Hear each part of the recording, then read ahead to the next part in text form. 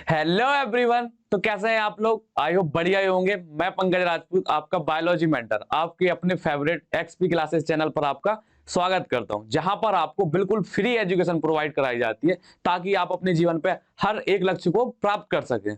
तो जैसा कि हमने अपने प्रीवियस टॉपिक में कंप्लीट किया था, जनसंख्या वृद्धि से होने वाली हानि और उसके प्रभाव और उससे बचाव, जनसंख्या वृद्धि पर कैसे कंट्रोल किया जाए। तो जनसंख्या वृद्धि पर कंट्रोल करने के लिए अपनी जो फैमिली प्लानिंग, जो आज का टॉपिक है परिवार नियोजन, ये भी उसमें क्या होता है, एक महत्वपूर्ण भूमिका अदा करता है। अब देखा जाए एक हिसाब से तो ये जो अपनी फैमिली प्लानिंग है या परिवार नियोजन है, यही क्या करता है, जनसंख्या वृद्धि को नियंत्रित करने में एक मुख्य भूमिका अदा करता है। अब देखते हैं इसका मतलब क्या है फैमिली प्लानिंग का। जैसे कि आप यहाँ पर देख रहे होंगे, पिंकी और पप्पू, इनके बच्चे चुन्नू मुन्नू, ये आप देख रहे हैं चुन्नू मुन्नू। ये क्या है, ये पिंकी है, ये पप्पू, उनके दो बच्चे हैं। तो ये क्या हो गए, दो हैं उनके, दो हो गए। अब इस पर हम बात करेंगे इनका मतलब क्या है, इस पिक्चर का मतलब ही क्या है। ये पिक्चर लगाई क्योंकि दो, मतलब एक पेरेंट्स है और उनके क्या दो बच्चे हैं। इस पिक्चर का भी कोई ना कोई मतलब है, तभी यहाँ पर लगाई गई है। ऐसा नहीं कि आपको एक हैप्पी फैमिली दिखाने के लिए लगा दी है। तो यहाँ पर जैसे देखते हैं हम फैमिली प्लानिंग। अब प्लानिंग वर्ड से आप क्या होंगे, परिचित होंगे। प्लानिंग का मतलब होता है किसी चीज के लिए तैयारी करना। आप समझो जैसे कि युद्ध लड़ने जाओ, आप युद्ध लड़ने जाओगे तो आप देखोगे कि सामने की सेना कितनी है, उनके पास कैसे हथियार है, उसी तरीके से आप क्या होगे, अपनी तैयारी करोगे। इसी प्रकार से जैसे कि अब फैमिली प्लानिंग की बात है, तो ये फैमिली प्लानिंग किससे रिलेटेड है अपनी किससे, जनसंख्या वृद्धि से। तो हमें क्या, हमें देखना है हमारे देश में जो जनसंख्या है वो किस हिसाब से बढ़ रही है, जनसंख्या देश के हिसाब से। और इसके अलावा हमें अपने परिवार की आय के हिसाब से भी देखना है कि हमें अपने परिवार में कितने सदस्यों की संख्या रखनी है। तो इसी को हम क्या बोलते हैं, फैमिली प्लानिंग। फैमिली प्लानिंग से आपका मतलब समझ गया कि परिवार में एक प्लानिंग करना। अब प्लानिंग किसकी, कि आप समझिए कि आपकी आय कितनी है, आपके पास सोर्स या संसाधन कितने हैं, उसी हिसाब से कि अपने सदस्यों की संख्या रखी जाएगी। अब मान लीजिए आय आपकी कम है, आपके घर में सदस्यों की संख्या ज्यादा, तो वो जो आय होगी और जितनी भी जो भी सोर्स होंगे वो क्या होंगे, पर व्यक्ति कम पड़ेंगे। इससे उनका क्या होगा, पालन पोषण अच्छे से नहीं हो पाएगा। यही सब हमें देखना होता है किसमें, फैमिली प्लानिंग में। तो फैमिली प्लानिंग में आपका मतलब समझ में आ गया। फैमिली मतलब होता है परिवार, और प्लानिंग मतलब नियोजन या उसकी तैयारी कि कैसे उसको प्लान किया जाए, फैमिली को कितने सदस्य हमें रखने हैं। और यही जो फैमिली प्लानिंग है, यही क्या होती है, देश की जो जनसंख्या पर बहुत ज्यादा प्रभाव डालती है। अगर प्रत्येक व्यक्ति समझदार हो जाए, पेरेंट्स जो हैं मम्मी पापा, अगर वो ये चीज समझें कि हमें अपनी जनसंख्या को नियंत्रित रखनी है, अपने देश की जो जनसंख्या है, अब उसको वहीं कम नहीं कर सकते, तो उसको क्या एक बे पर जहां पर है उसी पर रोक दें। तो वो कैसे रोकेंगे, अब मान लीजिए ये दो पेरेंट्स हैं, इनके दो बच्चे हुए, अब ये जब खत्म होंगे तो ये दो रहेंगे, इनसे दो आएंगे, तो ये जो अपनी प्रोसेस है वो लगातार बनी रहेगी। मतलब दो से दो आएंगे, दो ही रहेंगे, ये दो नष्ट हो जाएंगे, दो वर्तमान में रहेंगे। तो यही होता कि जो जनसंख्या की नियंत्रण है वो वही रहेगी। मान लीजिए चार लोग, मान लीजिए दो लोग हैं, ये दो लोग हैं, इन दोनों से दो लोग और बने, अब ये दो नष्ट हो गए। अब फिर इनने, इन दोनों ने क्या दो दो बनाए, फिर ये नष्ट हो गए। तो ये जो जनसंख्या थी वो क्या है, बराबर कंटिन्यू है। ये जनसंख्या जो अपनी क्या है, वो नियंत्रित वे में है, जितनी पहले थी उतनी ही क्या है बाद में। तो ये क्या नियत है या कांस्टेंट है। तो फैमिली प्लानिंग का आप मतलब समझ लीजिए, फैमिली प्लानिंग का मतलब होता है परिवार नियोजन। क्या, परिवार नियोजन, जिसका सीधा सा मतलब है कि परिवार में सदस्यों की संख्या कितनी रखनी है, परिवार नियोजन। अब इसमें हम क्या है, जैसे कि अपनी पिछले टॉपिक में कंप्लीट किया था कि एनसीईआरटी की लाइन पढ़ते जा रहे थे और एनसीईआरटी को क्या करते, डिकोड करते जा रहे थे। इसी में हम ये भी देखेंगे, क्योंकि इसमें कॉन्सेप्ट बहुत कम है, जहां पर कॉन्सेप्ट होंगे वहां पर हम आपको एक पेज ऐड करके, जैसे कि कॉन्सेप्ट फ्लो चार्ट के द्वारा समझाते थे, वैसे ही अभी भी समझाएंगे। देखेंगे कहाँ, वैसे इस वाले टॉपिक में बहुत ज्यादा कॉन्सेप्ट मिलने हैं आपको। कहां पर मिलेंगे, जब हम क्या करेंगे, गर्भ निरोधक विधियों के बारे में पढ़ेंगे, तब वहां पर हम देखेंगे। अब देखते हैं परिवार नियोजन। तो परिवार नियोजन की जो डेफिनेशन है उसमें देखते हैं इसमें है क्या। मानव एक सामाजिक प्राणी है, अतः मानव जाति में परिवार ही जनसंख्या की इकाई होती है। जैसा कि आपको बताया कि जो अपनी मानव जनसंख्या है वो कहां से बढ़ती है, परिवार से बढ़ती है। परिवार में अगर चार लोग हैं और चार से फिर आठ होंगे, आठ से 16 या 12 होंगे, तो वो जनसंख्या क्या हो रही है, बढ़ रही है। अगर चार है, एक समय बाद भी चार ही रहेंगे, जो जो उसकी परिवार की संख्या है, तो वो क्या होगी, जनसंख्या की नियंत्रित वे पर रहेगी। ये ग्राफ बढ़ नहीं रहा, फिर क्या है, एकदम कांस्टेंट है कि नियत वे पर रख रहा, चार से चार ही है आगे कुछ समय बाद। तो इतना समझ में आ गया आपको। देखते हैं इसमें, मानव जनसंख्या की वृद्धि को कम करने के लिए नियोजित तरीके से संतानोत्पत्ति की दर को कम करना परिवार नियोजन कहलाता है। आपको समझ में आ गया कि जो अपनी फैमिली प्लानिंग है इसमें है क्या, इसमें एक्चुअल इसकी जो मतलब है इस बात का, इसका सीधा सा कनेक्शन है किससे, बच्चों की संख्या पर।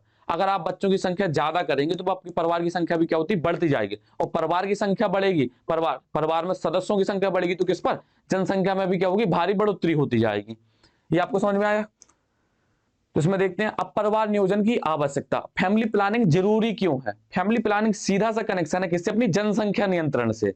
जनसंख्या जो वृद्धि की अपनी जनसंख्या वृद्धि हो रही है उस पर क्या करना है, नियंत्रण पाना है। वो हमारा सबसे बड़ा एक मुद्दा है और सबसे बड़ी दिक्कत भी आप मान लीजिए, क्योंकि जितनी ज्यादा जनसंख्या रहेगी उसी हिसाब से बेरोजगारी या काल महामारी सब पड़ेगी, जो हमने क्या अपने प्रीवियस टॉपिक में कंप्लीट किया था। अब जो डायरेक्ट यहाँ आए होंगे उन्हें ना तो जनसंख्या के बारे में कुछ पता होगा कि क्या कैसे हम उसको रोका जाए, जनसंख्या को कैसे उसको उसके दुष्प्रभाव हैं, तो अब डायरेक्ट यहां से कुछ नहीं होगा। इसलिए आपको क्या एक हर वीडियो के एक दूसरे वीडियो से कनेक्ट करते हुए आगे बढ़ना है। तो इसमें हम देखते हैं छोटा परिवार सुखी परिवार। अब छोटा परिवार सुखी परिवार आपको बता चुके, इसका मतलब फिर से हम बता रहे हैं। छोटा परिवार, आप मान लीजिए अगर परिवार छोटा होगा तो जो उसके माता पिता हैं वो अपने बच्चों पर क्या अच्छे से उनकी देखभाल कर पाएंगे, उन पर अच्छे से नजर रख पाएंगे और उन्हें अच्छी क्या होगी, एक व्यक्तित्व प्रदान करेंगे। व्यक्तित्व मतलब मान लीजिए कि अच्छा आचरण प्रदान करना। इसके अलावा उनके पास जो संसाधन आय होगी प्रत्येक बच्चे पर बच्चे पर क्या होगी, अच्छे से उनकी क्या आय, जो उसका पोषण वगैरह न्यूट्रिशन वगैरह उससे अच्छे से मिल पाएगा। अगर बच्चों की संख्या ज्यादा होगी तो उनकी आय के हिसाब से क्या होगी, वो पोषण क्या हो, कम होता जाएगा। इसलिए बच्चा एक तो दुर्बल भी होता जाएगा, इसके अलावा उसका जो व्यक्तित्व वो भी क्या होगा, खराब होता जाएगा। तो इसमें देखते हैं प्रत्येक परिवार में माता पिता को अपने बच्चों का लालन पालन करना होता है, अर्थात बच्चों के लिए उचित भोजन, आवास, स्वास्थ्य, शिक्षा, वस्त्रों आदि आधारी उपयोगिता की व्यवस्था करनी पड़ती है। सबसे पहले तो अपना भोजन आता, क्या आता, भोजन खाने के लिए, फिर रहने के लिए, फिर उसके स्वास्थ्य के लिए, फिर शिक्षा के लिए और वस्त्रों के लिए उनके क्या करना, अपनी आय को क्या संतुलित बनाए रखना होता है। अब बच्चे ज्यादा हो जाएंगे तो उनकी आय क्या होगी, कम पड़ जाएगी, और आय कम पड़ेगी तो हो सकता है अगर 6 बच्चे हैं तो वो 4 को पढ़ा पा रहे हैं, 4 को पढ़ा रहे हैं, 2 को काम के लिए भेज रहे हैं, तो वो उन 2 बच्चों की तो शिक्षा नहीं पूरी हो कर पा रहे ना। क्यों नहीं कर पा रहे, उसका रीजन ये है कि उनकी आय कम पड़ रही है, इसलिए उनको वो कहां पर, काम पर भेज रहे हैं। और ये गलत है, हर व्यक्ति का शिक्षित होना बहुत ज्यादा जरूरी है।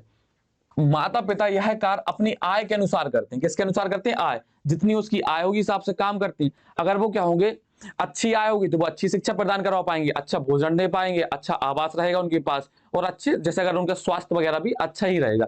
सब किससे कनेक्शन है, आय से। और आय तभी होगी जब जनसंख्या कम होगी। यदि परिवार बड़ा होगा तो बच्चों को सुविधाएं कम प्राप्त होंगी, ये आपको बता चुके हैं, तथा दंपति का स्वास्थ्य अधिक परिश्रम एवं चिंता के कारण बिगड़ने लगेगा। जो उसके पेरेंट्स हैं, अब पेरेंट्स पर क्या होगा, वर्कलोड ज्यादा होगा, उनके ऊपर चिंताएं ज्यादा आएंगी कि इतने सारे बच्चे, उनका देखभाल करनी है, उनके लिए हमें पैसे कमाने, तो बराबर डिप्रेशन में रहेंगे। आपको पता नहीं है आपके जो माता पिता है वो आपके बारे में कितनी चिंता करते हैं, वो लगातार आपके बारे में ही सोचते हैं। क्योंकि अब जब उनके बच्चे हो जाते हैं तो वो केवल बच्चों के बारे में सोचते हैं, फिर उन्हें कुछ नहीं दिखता, वो अपने आप को नहीं देखेंगे कि हमारा स्वास्थ्य बिगड़ रहा है या नहीं बिगड़ रहा। अगर उनके चिंटू ने कुछ मांगा है तो पापा चिंटू के लिए कुछ ना कुछ चीज ला के देंगे, चाहे जहां से लाएं, तो उन्हें चाहे जैसा परिश्रम करना पड़े। तो इस चक्कर में क्या होता है, वो अपनी स्वास्थ्य को भी ध्यान में रखते हैं, इससे उनका स्वास्थ्य खुद बिगड़ जाता है। तो ये सब दिक्कतें होती हैं किसकी वजह से, अपनी जनसंख्या में वृद्धि होने से। परिवार अगर छोटा रहेगा तो उसके हिसाब से उनको काम करना पड़ेगा, कम काम करना पड़ेगा, कम संख्या है उस हिसाब से उनकी आय बराबर बैठती जाएगी पर बच्चे पर। यदि परिवार छोटा होगा तो बच्चे को समुचित सुविधाएं उपलब्ध होंगी और परिवार क्या होगा, स्वस्थ एवं सुखी होगा। आपको बता दिया, अगर बच्चे कम होंगे तो जो आय है उनकी प्रॉपर पर बच्चे पर क्या होगी, अच्छे से वितरित हो पाएगी। अब इसके बाद देखते हैं पालन पोषण का प्रभाव। पालन पोषण का प्रभाव भी वही है, अगर बच्चे कम होंगे तो बच्चों पर नजर अच्छे से रखी जाएगी। अगर बच्चे ज्यादा होंगे तो माता जो है, पिता है, वो हर बच्चे पर उतना नजर नहीं रख पाएगी, क्योंकि उन्हें भी अपना काम देखना पड़ता है। अब मान लीजिए 6-7 बच्चे हैं तो हर 6-7 बच्चे के कहां तक वो ब्यौरा रखेंगे, क्योंकि उन्हें भी ऐसा तो है नहीं है कि वो दिन भर घर पर बैठे रहेंगे, उन्हें भी अपना क्या होता है, काम वगैरह करना होता। अब मान लीजिए 2 बच्चे किसी दूसरे स्कूल में पढ़ते हैं, 2 बच्चे किसी और स्कूल में पढ़ते हैं, तो वो हर बच्चे पर उतना नजर नहीं रख पाएंगे। अगर उनके 2 बच्चे 1 बच्चे होंगे तो उन पर क्या बहुत अच्छे से उन पर नजर रख पाएंगे और उनका पालन पोषण अच्छे से कर पाएंगे, उन्हें अच्छा व्यक्तित्व प्रदान कर पाएंगे। अब व्यक्तित्व से आप मतलब समझ लीजिए आपको अच्छा आचरण, आप किसी समाज में रह रहे हैं तो उससे अच्छे, ऐसा नहीं आप गाली गलौज कर रहे हैं या आप बदतमीजी कर रहे हैं। इन सब चीजों से क्या होते हैं, आपको बचाते हैं, आपके पेरेंट्स आपको अच्छी अच्छी चीजें सिखाएंगे। और कब सिखाएंगे, जब आपके बच्चे कम होंगे उनके पेरेंट्स के। प्रत्येक व्यक्ति का व्यक्तित्व अलग होता है, यह गुण व्यक्ति में आनुवांशिक एवं उपार्जित। अब जो व्यक्ति का जो नेचर होता है वो आनुवांशिक तो कम लेकिन उपार्जित ज्यादा होता है। उपार्जित कैसा, जिस वो एनवायरमेंट में रह रहा उसी के हिसाब से। मान लीजिए अगर कोई फैमिली है अब उसमें लड़ाई झगड़े बहुत ज्यादा होते हैं, तो बच्चे दिन रात वही लड़ाई झगड़े देखते हैं और वहां पर गाली गलौज भी होती है, तो वो छोटे छोटे से बच्चे भी क्या होते हैं, गाली सीख लेते हैं। मैंने अक्सर कर गांव साइड जब अपने घर जाता हूं तो वहां पर देखता हूँ कि छोटे छोटे जो बच्चे होते हैं वो भी बराबर क्या होते हैं, गाली कंटिन्यू देते हैं। क्यों देते हैं? क्योंकि उनके घर पर भी वो गाली होती है या उस एनवायरमेंट में क्या होते हैं, उन गालियों का क्या होता है, उच्चारण होता है, इस वजह से वो गाली सीख जाते हैं, जो कि बहुत गलत है। अगर छोटा परिवार रहेगा और वो लोग, उन लोगों की आय अच्छी रहेगी, तो वो क्या होंगे, शिक्षित हो पाएंगे, और शिक्षित हो पाएंगे तो इन शब्दों का प्रयोग भी नहीं करेंगे, तो जो उस व्यक्ति का जो आचरण होगा या व्यक्तित्व होगा वो क्या होगा, बहुत अच्छा हो जाएगा।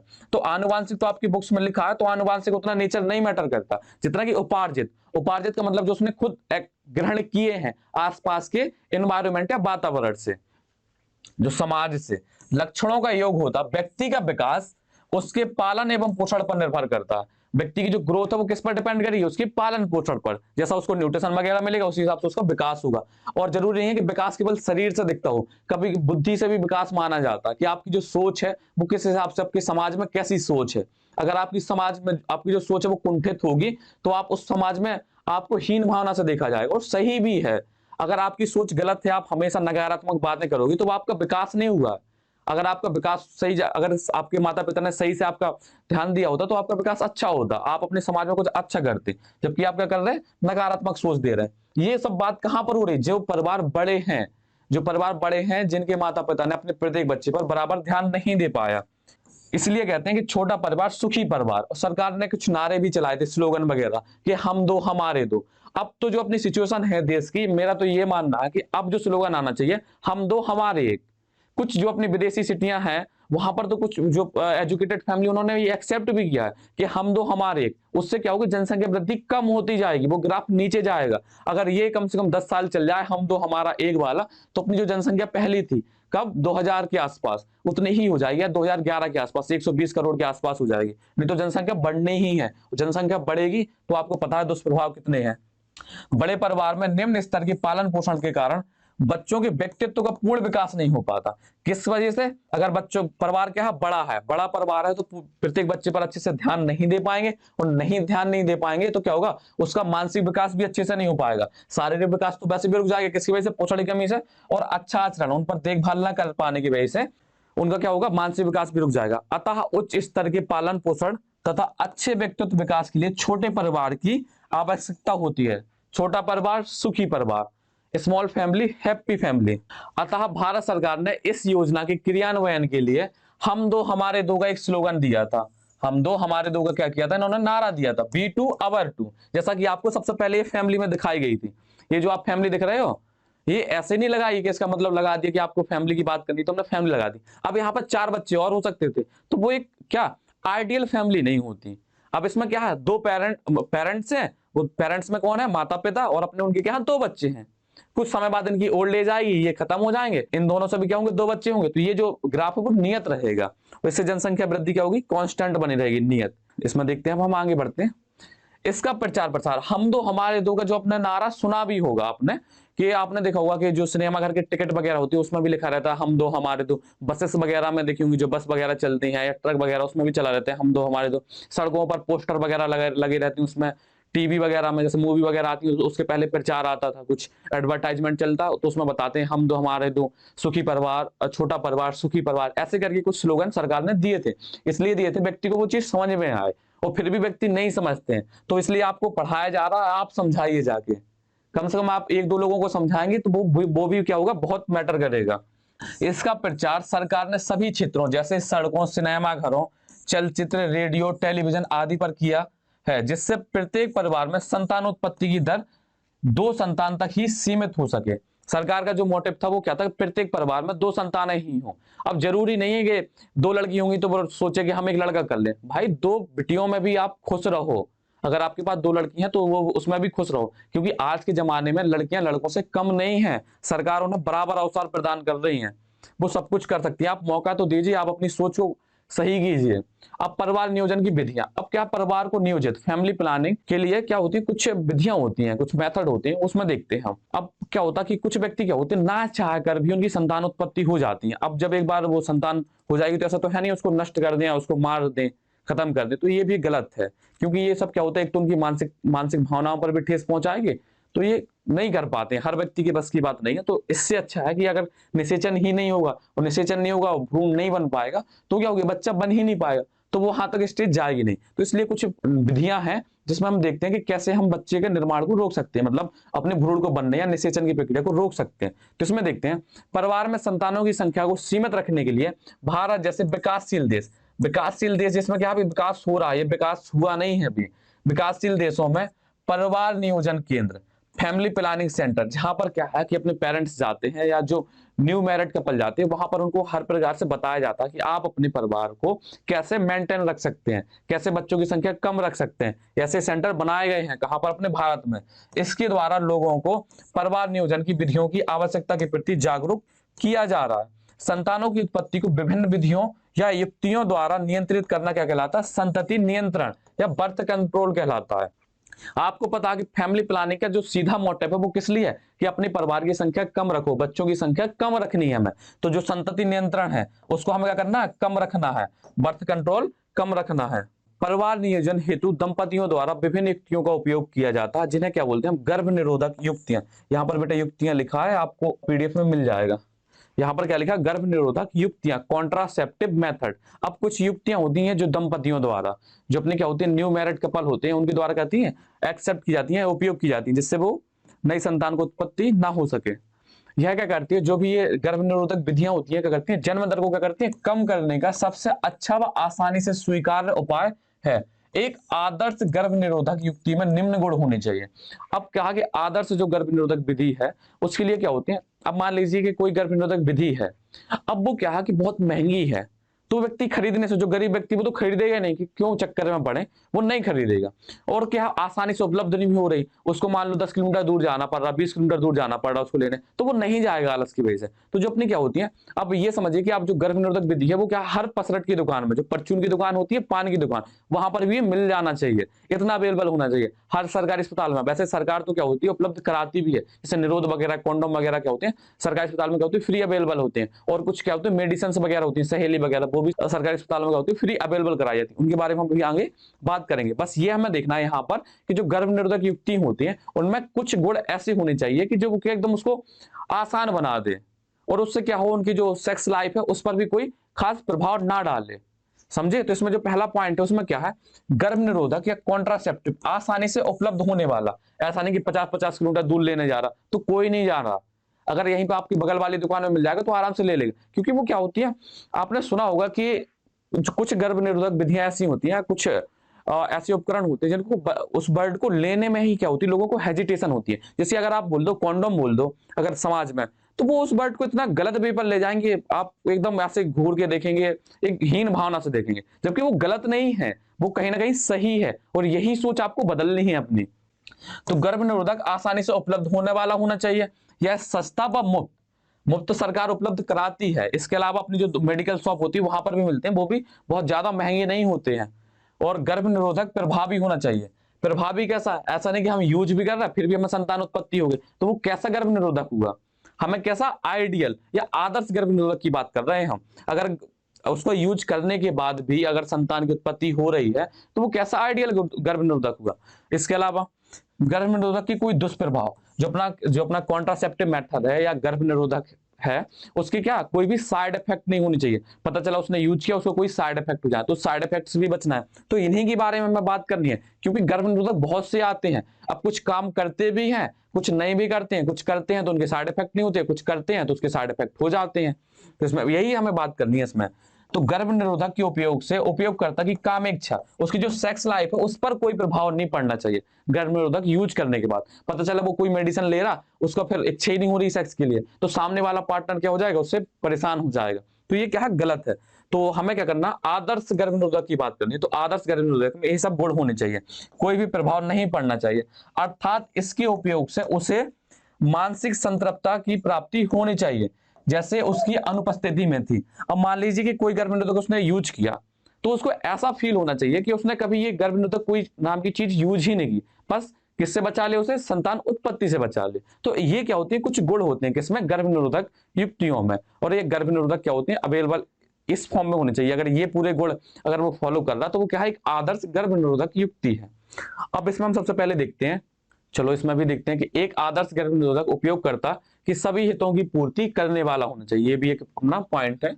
अब जो सबसे पहले देखना है, संतति नियंत्रण एवं परिवार नियोजन के हेतु गर्भ निरोधक उपायों को निम्नलिखित श्रेणियों में बांटा गया। सबसे पहले कौन सा था अपना, प्राकृतिक मेथड, नेचुरल मेथड, बाधा विधियां, हार्मोनल गर्भ निरोधक और बंधकरण। अभी इन सब के बारे में अपन को करना है, इस टॉपिक में पूरा कंप्लीट करना है। तो सबसे पहले क्या अपना प्राकृतिक मेथड या नेचुरल मेथड। अब इसमें भी कुछ आते हैं, तो इसमें भी देखते हैं भैया।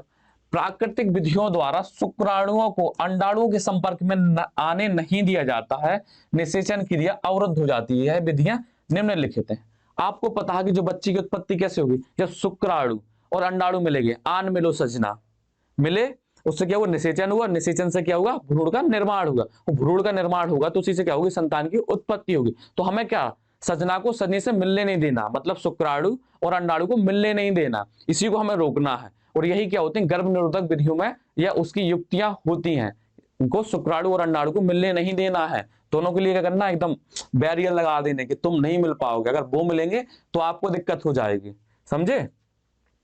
तो इसमें सबसे पहले देखते हैं आवर्ती विधि या पीरियोडिक मेथड। अब आवर्ती विधि या पीरियोडिक मेथड होता क्या है, तो इसमें क्या होता है, जैसे अपनी मेंस्ट्रुअल साइकिल चलती है, तो आपको भी पता है कि जो अपना अंडोत्सर्ग होता है वो किस दिन होता है, 14वें दिन होता है। किस दिन होता है, 14वें दिन।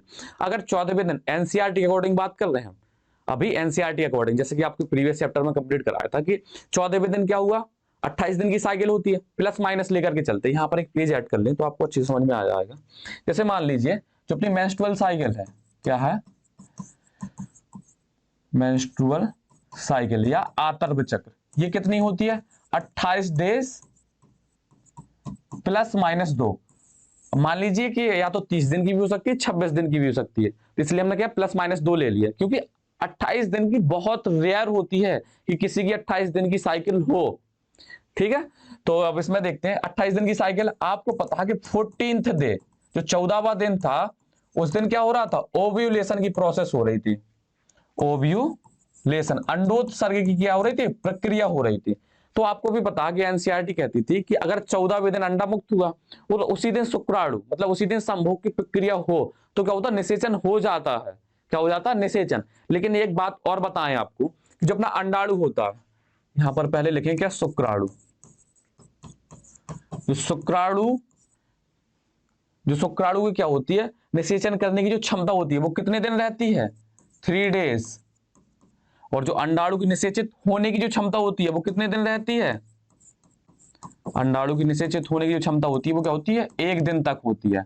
प्रीवियस टॉपिक में हमने क्या था, थोड़ा जल्दी से गलत बोल दिया था, यहाँ पर वो कमेंट में नीचे सही भी कर दिया, अगर जिसने जो बराबर फॉलो कर रहा होगा उसको पता होगा कि शुक्राणु की 3 डेज, वहां पर थोड़ा हमने गलत बोल दिया था। तो जो शुक्राणु की जो निषेचन की जो क्षमता होती है वो कितने दिन होती है, 3 दिन तक होती है। और अंडाणु की जो निषेचित होने की क्षमता कितने दिन होती है, 1 दिन। अब मान लीजिए यहाँ पर एक पेज और ऐड करें क्या, रुको इसको छोटा करते रहे। चलो यहाँ पर क्या होता है, हम गर्भाशय बनाते हैं। अब कहोगे भैया फिर से वही कराने लगे, तो यहाँ पर ये जरूरी है थोड़ा।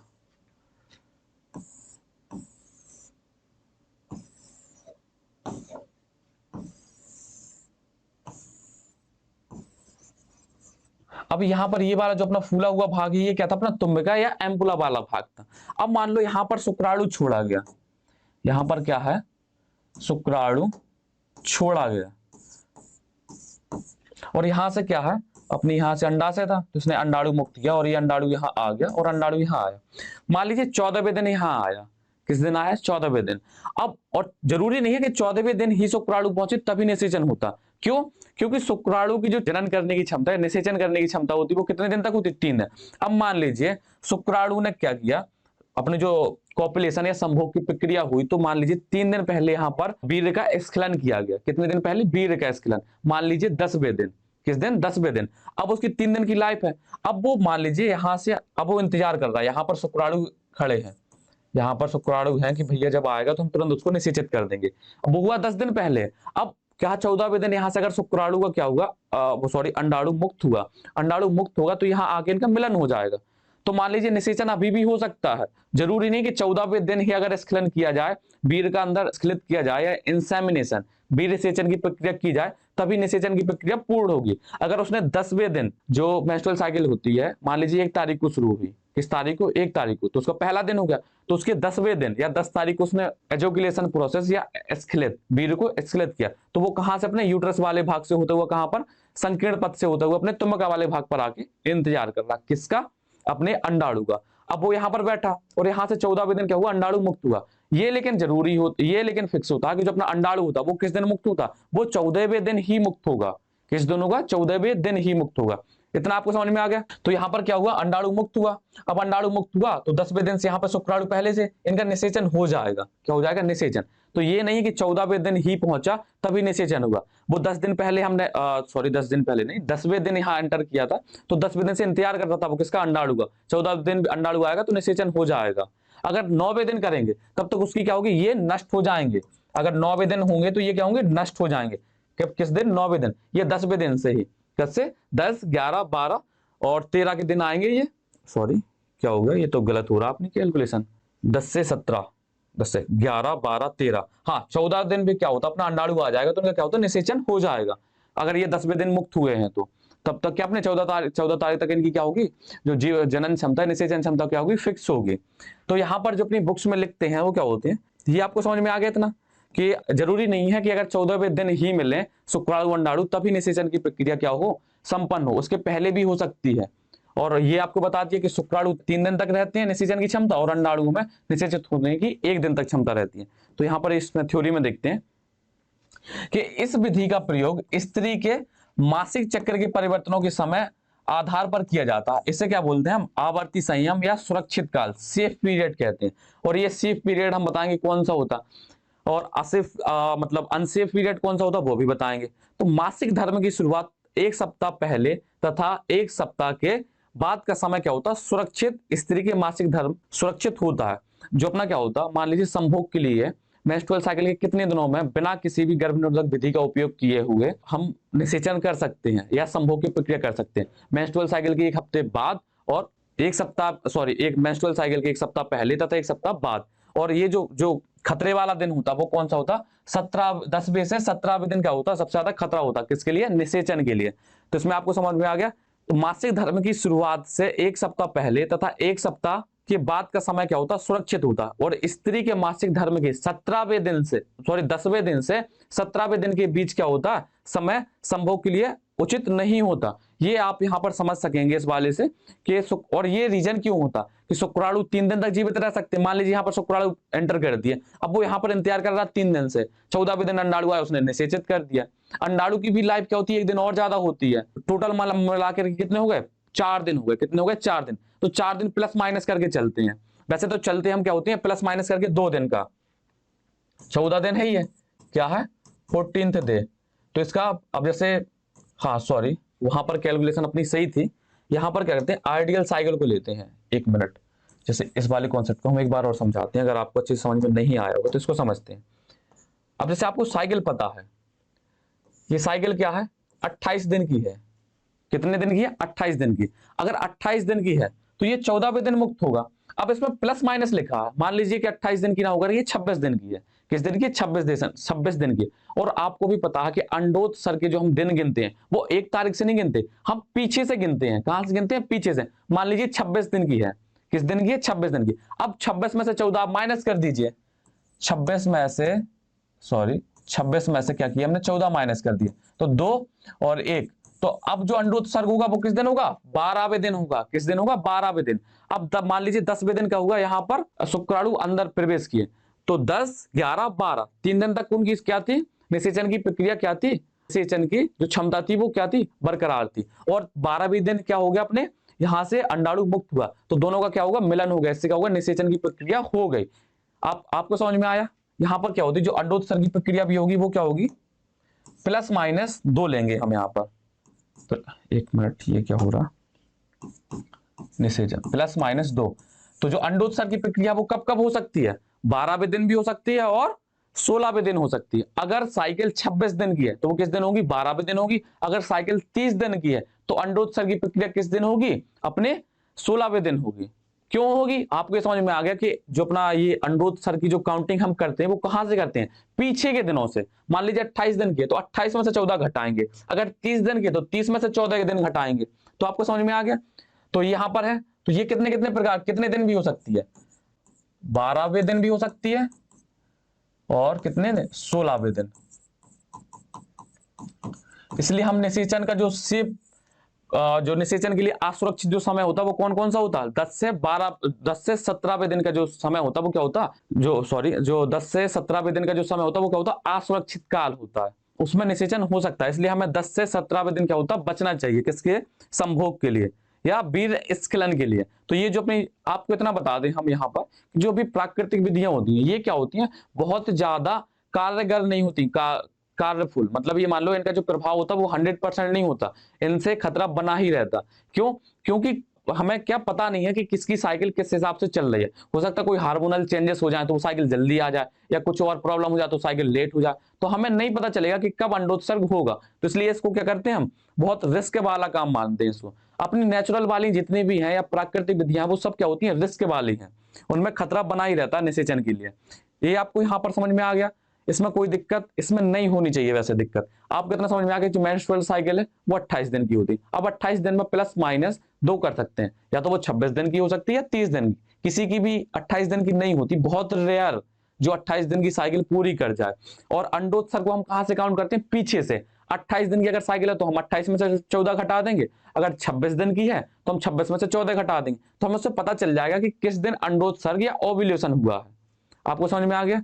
अब इसमें आगे बढ़ते हैं। और ये शुक्राणु 3 दिन तक जीवित रहते हैं और जो अपने अंडाणु होते हैं वो 1 दिन तक। इसलिए जो वो समय बनाया गया था वो किससे? 10 से 17वें दिन के बीच में रखा गया। इसलिए इस काल को, जो अपना 10 से 17वां दिन का जो समय होता है उसको हम क्या बोलते हैं? असुरक्षित काल बोलते हैं। क्या बोलते हैं? असुरक्षित काल। क्योंकि निषेचन की जो संभावना है वो क्या होती है? इस समय अधिक होती है। इस विधि द्वारा 80% निषेचन होने से रोका जा सकता है। कौन सी? आवर्ती जो चक्र विधि है। वैसे ये 80% भी ना मान के चलो, ये पूरा रिस्क वाली कहानी है इसमें। अब इसके बाद देखते हैं हम संभोग व्यवधान। क्या देखते हैं? संभोग व्यवधान। इसमें क्या होता है? मान लीजिए कि जो अपने क्या है, पुरुष और मादा क्या है, संभोग की प्रक्रिया कर रहे हैं। अब मान लीजिए कि वीर स्खलित होने वाला है, उसी दौरान वो अपना शिश्न क्या कर दे? वेजाइना से बाहर निकाल दे। वजाइना से क्या करे? अपने शिश्न को बाहर निकाले, तो शुक्राणु बाहर या पूरा वीर्य क्या है? बाहर निकल गया। लेकिन इसमें भी रिस्क है। कैसा? कि आपको भी बताया था कि काउपर ग्लैंड थी अपनी, कौन सी थी? काउपर ग्लैंड या बल्बो यूरेथ्रल ग्रंथि थी। उनसे क्या था? कुछ द्रव स्रावित होता था, जो वेजाइना को क्या कर रहा था? ल्यूब्रिकेट करने का काम कर रहा था। किसका? ल्यूब्रिकेट।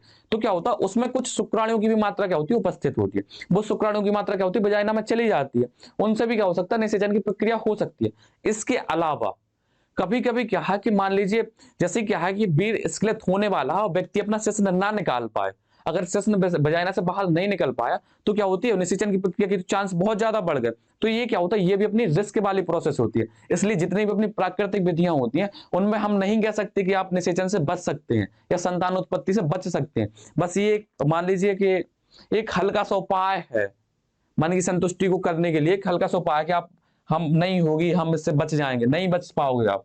यह संतति नियंत्रण की सबसे पुरानी विधि है। इस विधि में निषेचन की क्रिया को रोकने के लिए पुरुष संभोग के समय वीर स्खलन क्या एजैकुलेशन से ठीक पहले शिश्न पेनिस को योनि या वेजाइना से बाहर निकाल लेता है तथा वीर सेचन इंसेमिनेशन से बच जाता है। ऐसा हो सकता है लेकिन एक्चुअल में ऐसा होता नहीं है। क्या होता है? एक तो काउपर ग्लैंड्स के साथ कुछ स्पर्म चले जाते हैं, वो भी निषेचन कर सकते हैं, या इसके अलावा जरूरी नहीं है कि संभोग के दौरान आपका शिश्न सही समय पर बाहर निकल जाए। थोड़ी सी गलती आपको क्या होती है? एक संतान की उत्पत्ति दे सकती है, जो जनसंख्या वृद्धि में बड़ी भागीदारी कर सकती है। इस विधि की सबसे महत्वपूर्ण कमी यह है कि वीर स्खलन से पूर्व काउपर ग्रंथि से थोड़ा सा द्रव बाहर आता है, जिसमें क्या होते हैं? शुक्राणु होते हैं। आपको भी पता है कि काउपर ग्लैंड से कुछ द्रव मुक्त हुआ था, जो कहा जाता अपने वजाइना वाले पार्ट में जाता है। किसको? उसको लिब्रिकेट करने के लिए। तो हो सकता है उसमें क्या हो? कुछ शुक्राणु प्रेजेंट हो जो निषेचन कर सकते हैं।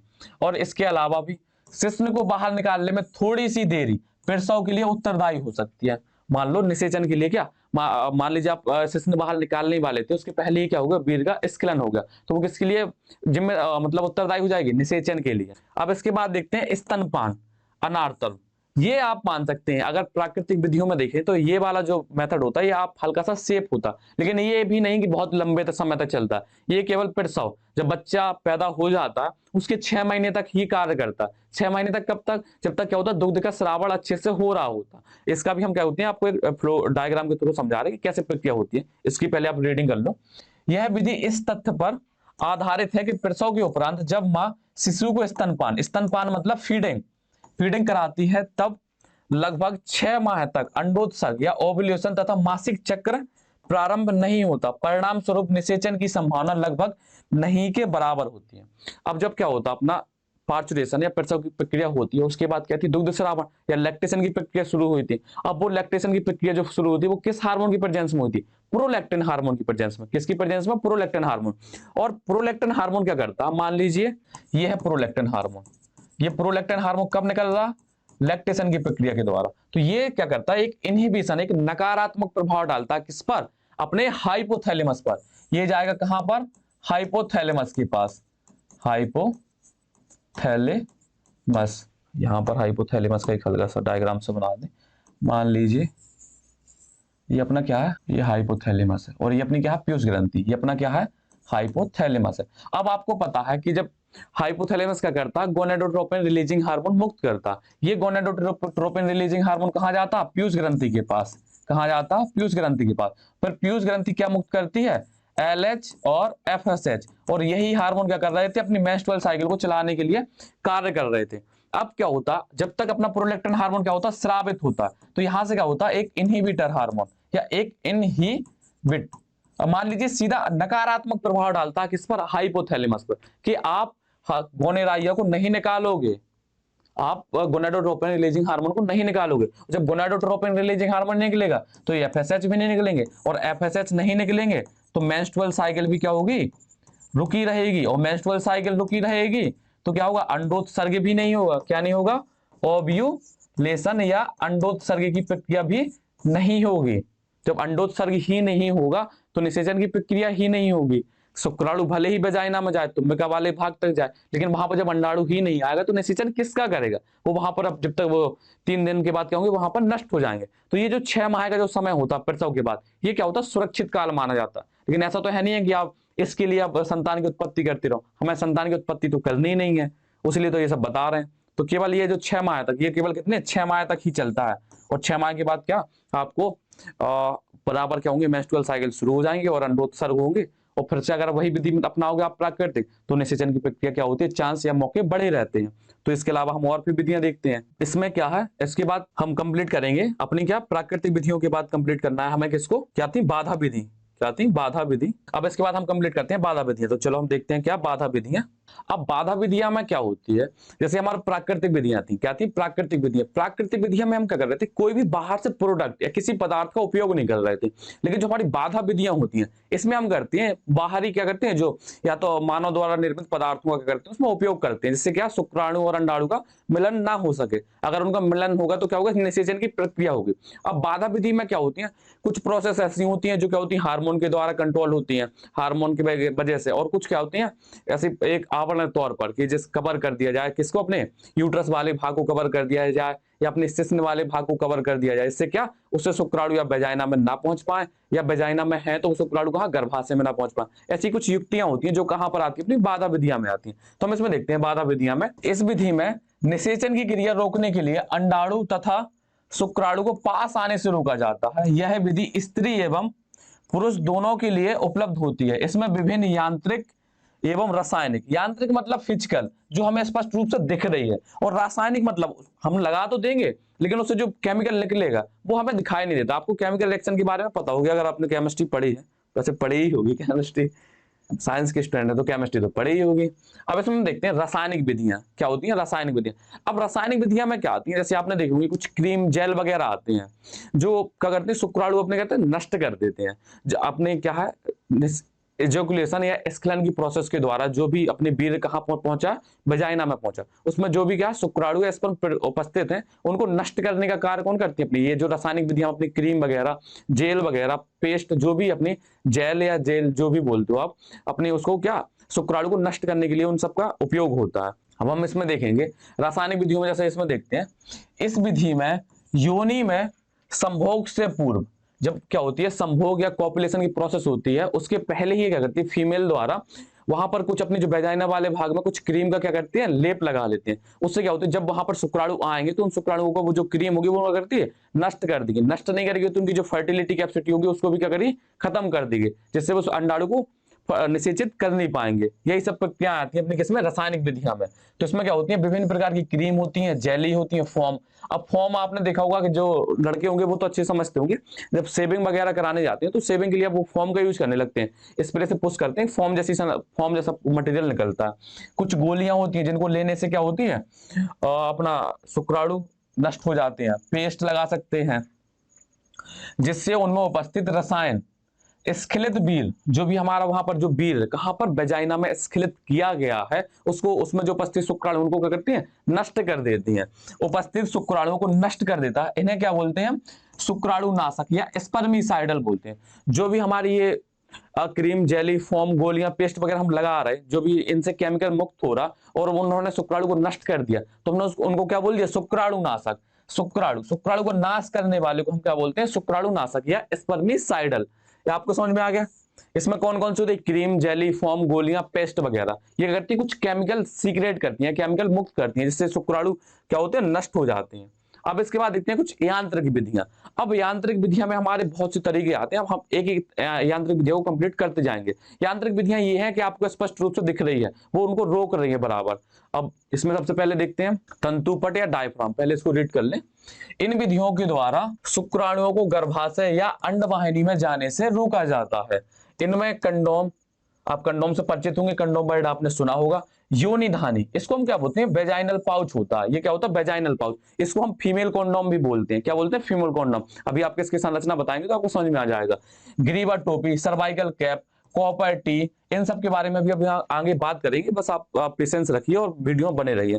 तंतुपट, अब तंतुपट क्या होता है तो जैसे यहाँ पर लिखा है डायफ्राम, क्या लिखा है डायफ्राम, आपको डायग्राम से समझाएंगे तो अच्छे समझ में आएगा। देखिए अब डायफ्राम जो क्या है आपको भी पता है कि ये गुम्बदनुमा संरचना होती है। ऐसे मान लीजिए ये क्या है कटोरी जैसी संरचना है, क्या है कटोरी जैसी संरचना, इसको घुमा करके ऐसे ऐसे, अब यहाँ पर इस पर डार्क कलर से बनाएंगे तो शायद दिख जाए।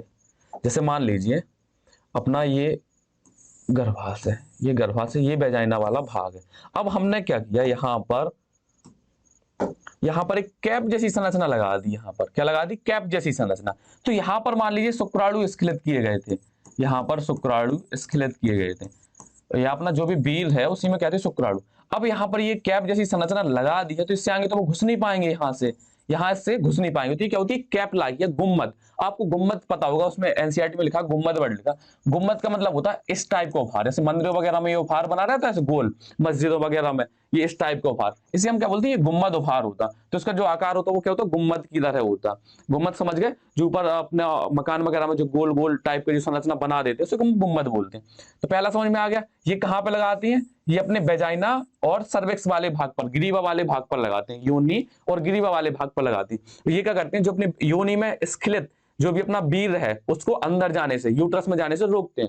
इसके अलावा कुछ महिलाएं क्या करती हैं, इसी के ऊपर क्या है डायफ्राम है, इसके ऊपर क्या करती है कुछ क्रीम वगैरह, जो आपको अभी जब पहले बताया कि क्रीम होती है, इनको लगा लेती है। वो क्रीम कौन सी, जो शुक्राणु को नष्ट कर देती है। तो जो शुक्राणु यहाँ पर इसके कांटेक्ट में आएंगे, ये यहाँ पर मान लीजिए यहाँ पर लेप लगा है क्रीम का, ये जो पिंक कलर का आप देख रहे हैं, मान लीजिए इसके ऊपर एक लेप लगा है क्रीम का, तो जहां इससे टच होते जाएंगे वो इससे मरते जाएंगे। तो यहाँ पर शुक्राणु तो नष्ट हो जाएंगे। तो यहाँ पर जो पहुंचे तो उन्होंने उसको रोका, और रोकने के बाद उस पर शुक्राणु नाशक भी लगा, जिससे जो भी शुक्राणु पहुंचे वो क्या होते हैं नष्ट हो जाते हैं। जो यहाँ पर आपको दिख रहा होगा इस वाले डायग्राम में, ये क्या है, ये डायफ्राम है। कहां पर फंसा है, अपने अपने वेजाइना और अपने सर्विक्स वाले भाग में ये लगा हुआ है। वेजाइना से जस्ट ऊपर अपना क्या होता है ग्रीवा होता, उस वाले भाग में इसको कहते हैं फंसाते हैं। और ये इसको लगाने के लिए ऐसा नहीं है कि बहुत ज्यादा एक्सपर्ट डॉक्टर या नर्सेस की जरूरत पड़े, कुछ फीमेल्स क्या होती है इसको खुद से सेल्फ लगा सकती हैं। अभी हम बताएंगे किसमें डॉक्टर की जरूरत पड़ेगी। जैसे अपनी आईयूडी होती है, इंट्रा यूटेराइन डिवाइस वगैरह, उसमें हम इसका उपयोग करते हैं। किसका, डॉक्टर या नर्स वगैरह उनकी सहायता लेते हैं इसमें। तो इसमें समझ में आ गया, ये डायफ्राम क्या कर रहा है, स्पर्म को ब्लॉक कर रहा है। ये जो आपको संरचना दिख रही है राउंड राउंड, ये किसको ब्लॉक कर रही है, स्पर्म को। और इसी के ऊपर ये आपको दिख रही है यहाँ पर ये क्रीम टाइप की लगी है इसके ऊपर, ये क्रीम टाइप की। तो ये क्रीम क्या कर रही है, स्पर्म को नष्ट करने का काम कर रही है, यहाँ पर जो भी अपनी शुक्राणु है उनको नष्ट करने का कार्य कर रही है। अब यहाँ पर लिखा है spermicide inside diaphragm kills sperm, जो भी अपने क्या होते हैं स्पर्मिसाइड होते हैं वो डायफ्राम को करती है नष्ट कर देती हैं। ये आपको इतना क्लियर है, इसकी थ्योरी कंप्लीट कर रहे हैं। तो देखो इसमें यह गुम्मद के आकार का रबर या पतले प्लास्टिक का बना टोपी जैसा होता है। इसे गर्भाशय गुहा के मार्ग को बंद करने के लिए गर्भाशय की ग्रीवा सर्विक्स वाले भाग पर चढ़ा देते हैं।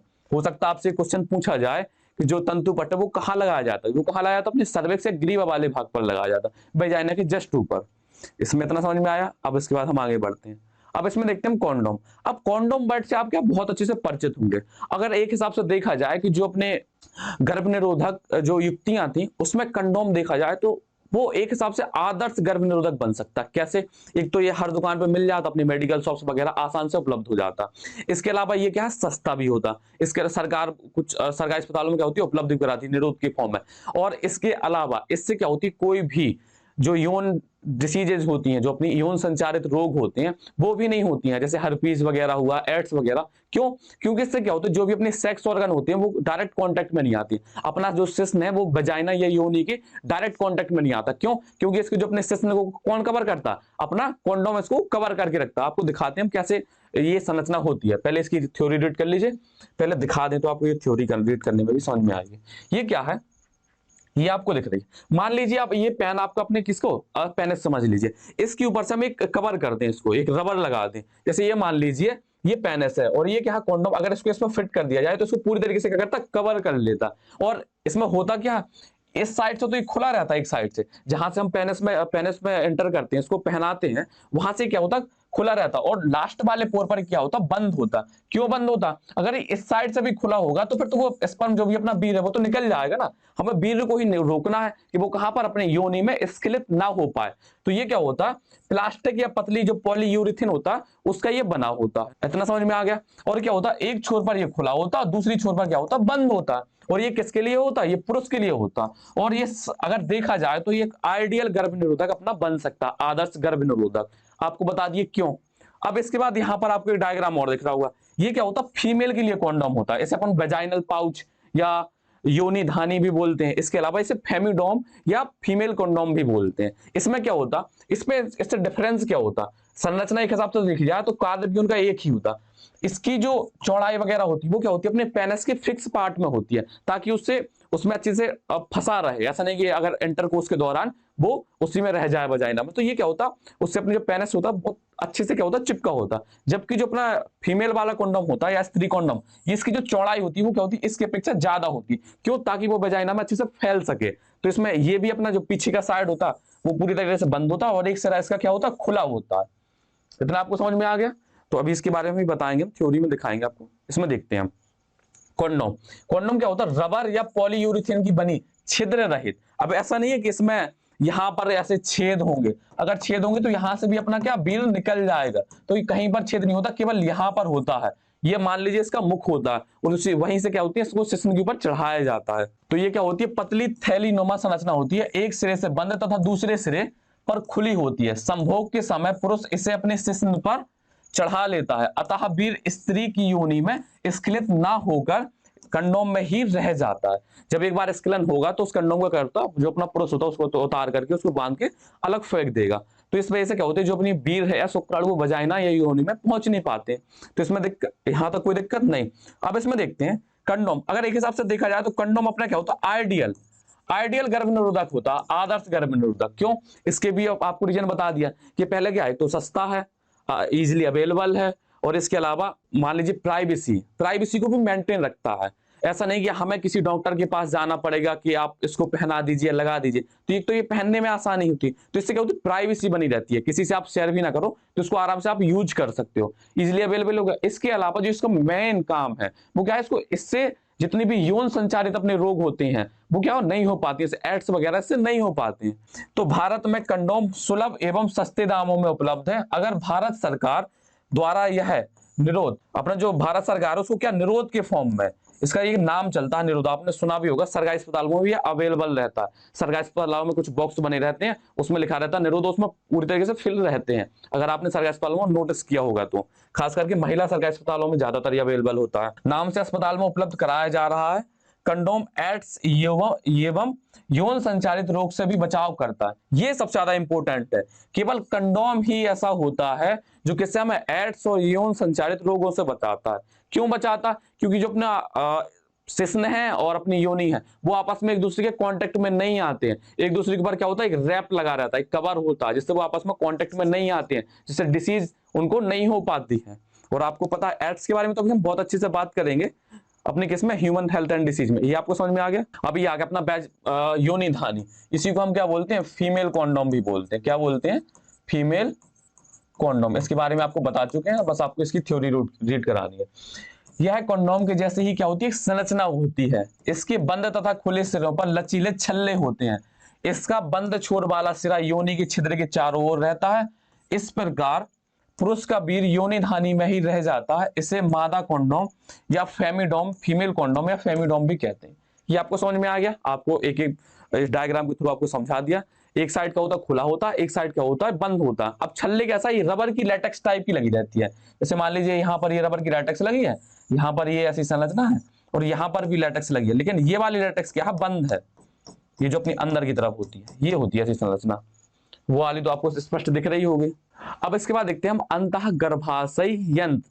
अब क्या होते हैं, कुछ ऐसी डिवाइस होती हैं जो हम क्या करते हैं अपने जो गर्भाशय या यूट्रस में लगाते हैं। अब वो क्या होती हैं, स्त्री खुद नहीं लगा पाती, उनको क्या लगाने के लिए आपको एक एक्सपर्ट नर्स या डॉक्टर की सलाह लेनी पड़ेगी। कुछ होती हैं जो एक्सपर्ट होती हैं तो लगा ले, लेकिन जो ज्यादातर इसमें सहायता लेनी पड़ती है वो किसकी, डॉक्टर वगैरह की सहायता लेनी पड़ती है। तो इसमें हम देखते हैं। अब इसमें क्या होती है, बहुत सारी डिवाइसेस होती हैं। कुछ क्या करती हैं, हार्मोन मुक्त करती हैं, कुछ हार्मोन मुक्त नहीं करती हैं, कुछ क्या होती हैं अपने जैसे कॉपर टी वगैरह वो कॉपर आयन मुक्त करती हैं। इसके अलावा अपने लिप्स लूप वगैरह ये कुछ नहीं करती, केवल ये अंडवाहिनी में फंसा दिया जाता, जिससे क्या होती है वहां पर शुक्राणु एंट्री को रोक देती है। देखो, अंतः गर्भाशय यंत्र या इंट्रा यूटेराइन डिवाइस, यह छोटा कुंडलीनुमा एवं कुंडलित यंत्र होता है जो प्लास्टिक, तांबे या स्टील का बना होता है। गर्भधारण को रोकने के लिए यह चिकित्सक द्वारा स्त्री की गर्भाशय की गुहा में स्थापित कर दिया जाता है। इतना समझ में आ गया। और आज के समय में क्या है, आईयूडीएस जो इंट्रायूटेराइन डिवाइस है वो बहुत ज्यादा यूज की जाती है। इनके द्वारा जो विवाहित अपनी महिलाएं होती हैं उनके द्वारा यूज भी किया जाता है इसको बहुत ज्यादा। अब ये क्या होती है, कुछ औषधि रहित होती हैं, कुछ औषधि युक्त होती हैं, कुछ क्या होती है हार्मोनल होती हैं। तो हम देखते हैं सबके बारे में। तो अपनी जो औषधि रहित है उसमें आता अपना कौन सा, लिप्स लूप। क्या आता है, लिप्स लूप। अब लिप्स लूप क्या होता है, लूप आप समझते हैं, ये एक लूप जैसी संरचना बना रही। अब इसमें क्या होता है, यहाँ पर एक पतली ऐसी ट्यूबलाइक संरचना होती है। इसी के अंदर क्या होता है, हमारे सीधा सा ट्यूब पड़ा रहता है। जब हम इसको यहाँ से प्रेशर देंगे तो ये जैसी गुहा की बाल से टकराएगा, ये ऐसे मुड़ जाएगा और ये मुड़ करके कहाँ फंस जाता, अपने जो भी अपने अंडवाहिनी या फैलोपियन ट्यूब वाला जो मार्ग था, फैलोपियन ट्यूब वाला मार्ग, ये वाला यहाँ आगे ये फंस जाता है, जिससे क्या होता है शुक्राणु यहाँ से अंदर घुस नहीं पाते। ये कार्य होता है किसका, लिप्स लूप का। ये कोई भी ना तो केमिकल मुक्त करता है, ना ही कोई हार्मोन, ना ही कोई आयन मुक्त करता। तो देखते हैं इसमें किसी भी प्रकार की औषधि या रसायन का उपयोग नहीं किया जाता है। इसमें अंडवाहिनी, ये आपको याद रखना, ये कहां पर लगाया जाता है, ये अंडवाहिनी में, ओविडक्ट। ये क्वेश्चन पूछने लायक है। अंडवाहिनी में लिप्स लूप बनाकर अंडाणु व शुक्राणु को मिलने से रोका जाता है। इस टाइप के क्वेश्चन बन जाते हैं कहां पर, अपने नीट में। अब जैसे आपको डायफ्राम बताया, अब डायफ्राम पूछ ले वो कहां लगाता, वो अपना लगाता ग्रीवा वाले भाग में। अब मुझे लिप्स लूप कहां लगता, वो लगता अंडवाहिनी वाले भाग में। ये आपको याद रखने हैं ऐसे कुछ। अब इसके बाद देखते हैं तांबा मोचक आयोडी। अब क्या होते हैं, कुछ अपने ऐसे अपने उपकरण होते हैं जो क्या करते हैं, कॉपर आयन को मुक्त करते हैं। अब कॉपर आयन का कार्य क्या होता है, कॉपर आयन क्या करता है कि जो अपनी कॉपर की रॉड वगैरह कुछ भी होगी, अगर मान लीजिए उसमें कॉपर आयन ही हमने लोड किया है, उससे कॉपर आयन मुक्त होंगे, तो कॉपर आयन क्या करता है, जो भी अपना शुक्राणु आया है तो शुक्राणु की जो गतिशीलता उसको रोक देते हैं। और वहां पर जो अपने वजाइना में जितने भी फेगोसाइटिक सेल्स उपस्थित हैं भक्षाणु कोष का, वो उसको क्या करती हैं, खत्म कर देती हैं। अगर शुक्राणु की स्पीड ज्यादा रहेगी तो भक्षण कोष उनको पकड़ नहीं पाएंगे। और कॉपर आयन क्या करती है, उनकी जो भी स्पीड होगी या उसकी जो गतिशीलता होगी किसकी, शुक्राणु की, उसको कम कर देते हैं। कम करने की वजह से जो भी वहां पर अपने गर्भाशय और अपने योनि वाले भाग या ग्रीवा वाले भाग में जो भी अपनी भक्षण कोशिकाएं उपस्थित होती हैं उनको करती है, नष्ट कर देती है, उनको खा लेती हैं। तो यहाँ पर देखते हैं, एक हिसाब से समझिए कि एक जंगल में अपने मवेशी छोड़ दिया है और वहां पर इंतजार कर रहे हैं कौन से, अपने भेड़िया। अब मवेशी क्या तेज दौड़ेंगे तो भेड़िया पकड़ नहीं पाएंगे। अब जाके आगे जाके बैरियर लगा दिया जाए, आगे रोक दिया जाए, तो मवेशी भाग नहीं पाएंगे। अब भेड़ियों को मौका मिल जाएगा उनके पास अटैक करने का। तो जो अपनी भक्षाणु कोशिका वो क्या होती है, भक्षाणु कोशिका हो गई भेड़िया, जो अपने शुक्राणु हो गए वो हो गए मवेशी, और कॉपर आयन क्या हो गया, एक बैरियर। उसने क्या कर दिया, जो भी अपने शुक्राणु थे उनकी गतिशीलता को कम कर दिया, जिससे वो ऐसे पहले वो ऐसे ऐसे जा रहे थे, फिर वो ऐसे ऐसे जा रहे, तो आराम से कोई भी उस पर अटैक करेगा उसको खत्म कर देगा। आगे समझ में। और इसके अलावा ये भी है, क्योंकि जब गतिशीलता कम होगी तो वो हो सकता है उस समय पर ना पहुंच पाए वहां पर, इसके लिए निषेचन के लिए। आपको भी पता था कि जो शुक्राणु की गतिशीलता को बढ़ाते थे, कहां पर, अपने ग्रीवा वाले भाग पर या योनि वाले भाग पर। लेकिन अब ये जो कॉपर आयन का करते उसकी गतिशीलता को कम करता है, ताकि वो उसको भक्षण कोशिकाओं को खत्म कर दे वहां पर, कहां, अपने गर्भाशय में। इसमें तांबे की टी आकृति की इस टाइप की क्या होती है, संरचना होती है। यहां से एक पतला सा, यहां से एक बाहर से ऐसी पतली ऐसी संरचना लगी रहती है बाहर तक, ताकि आराम से निकाल लिया जाए इसको बाहर। दिखाएंगे इसको। तो इसमें क्या होते है, तांबे की टी आकृति के लूप का प्रयोग किया जाता है, जो Cu+2 ion, copper plus ion का श्रावण करता है। ये Cu+2 आयन शुक्राणुओं की भक्षाणु क्रियता को बढ़ा देते हैं तथा शुक्राणु की गतिशीलता को कम कर उसकी निषेचन क्षमता को भी क्या करते हैं, कम कर देते हैं। वर्तमान समय में अलग अलग समय अवधि की कॉपर टी मिलती है। अब यहां पर एक वर्ड लिखा है, अलग अलग समय अवधि की।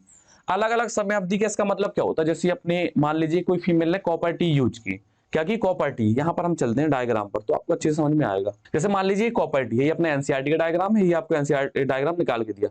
मान लीजिए इस टाइप की कुछ संरचना होती है, यहाँ पर फंसी आपको गर्भाशय में दिख रही है। अब क्या करते हैं, इस वाली ये जो आपको संरचना दिख रही है, इसमें हम क्या करते हैं, कॉपर आयन इस पर लादते हैं। क्या करते हैं, कॉपर आयन इस पर लोड करते हैं। क्या करते हैं, लोड।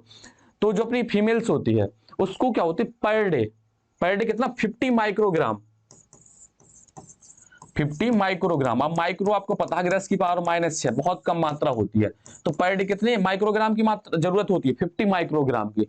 तो बस यहाँ पर ये जो अलग अलग समय अवधि बताया गया है, उसका कहने का मतलब ये है कि हमने जो उसमें रॉड लगाई है उसमें कितना कॉपर आयन लादा गया है, कि वो कितने दिन तक चल सकता है वो कॉपर आयन। उनके कहने का मतलब ये है। तो आपको ये समझ में आ गया, इसमें कोई दिक्कत नहीं होनी चाहिए। तो इसमें क्या होती है, अलग अलग समय अवधि की कॉपर टी प्रचलित है। अब मान लीजिए कौन सी कॉपर टी कितने दिन चल रही है, उसमें कितना, जितना आयन उसमें उपलब्ध होगा वो उतने दिन तक ही चलेगी। मान लीजिए हमने रिचार्ज कराते हैं, तो रिचार्ज हर प्रकार के होते हैं। अपना क्या 15 दिन का भी होता है, 1 महीने का भी होता है, साल का भी होता है, 6 महीने का भी, तो हर प्रकार से होता है। जैसा हम उसमें क्या होंगे, रिचार्ज कराएंगे, उसी हिसाब से हमारी क्या होगी, कॉलिंग या अपना जो डाटा वगैरह चलता रहेगा। इसी प्रकार से अपनी जो कॉपर टी होती है क्या होती है, हम इसमें जिस हिसाब से कॉपर आयन इस पर ला देंगे उसी हिसाब से इनकी वैलिडिटी बनी रहती है। ये इसी प्रकार से इनके नाम होते हैं, इनके सब अपने अपने नाम होते हैं। Copper 7, Multiload 7, Multiload copper T 250, बहुत से नाम ऐसे होते हैं जो इनके यहाँ पर उपयोग किए जाते हैं। हमें बहुत ज्यादा नामों की नहीं, बस हमें यहाँ इन नामों का मतलब समझना है। इन नामों का मतलब ये है कि मान लीजिए हर प्रकार के रिचार्ज आते हैं आपके पास, और हर प्रकार के रिचार्जों के पास हर प्रकार के ऑफर होते हैं, लेकिन काम सबका वही है। आपको वो डाटा देंगे, क्या करेंगे, कॉलिंग प्रदान करेंगे, एसएमएस पैक वगैरह वो सब देंगे। काम उनका सबका वही है, बस उनकी क्या है, समय अवधि अलग अलग है। कोई 14 दिन, कोई 150 रुपए के रिचार्ज में 2 महीने का रिचार्ज दे रहा।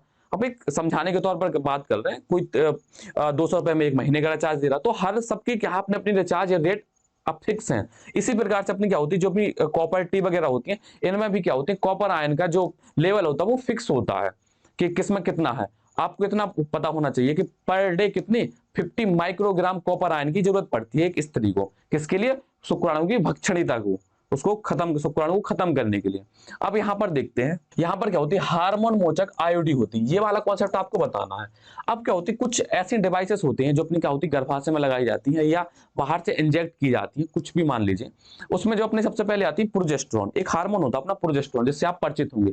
अब यहां पर उन बच्चों को दिक्कत होने वाली है जिन्होंने अपना मानव में जनन वाला चैप्टर नहीं देखा है। अगर मानव में जनन वाला चैप्टर देखा होता तो यहां पर दिक्कत नहीं होगी, फिर भी हम कोशिश करेंगे आपको समझाने की। तो यहां पर क्या करते हैं, मान लीजिए अपना प्रोजेस्टेरोन हार्मोन क्या है, प्रोजेस्टेरोन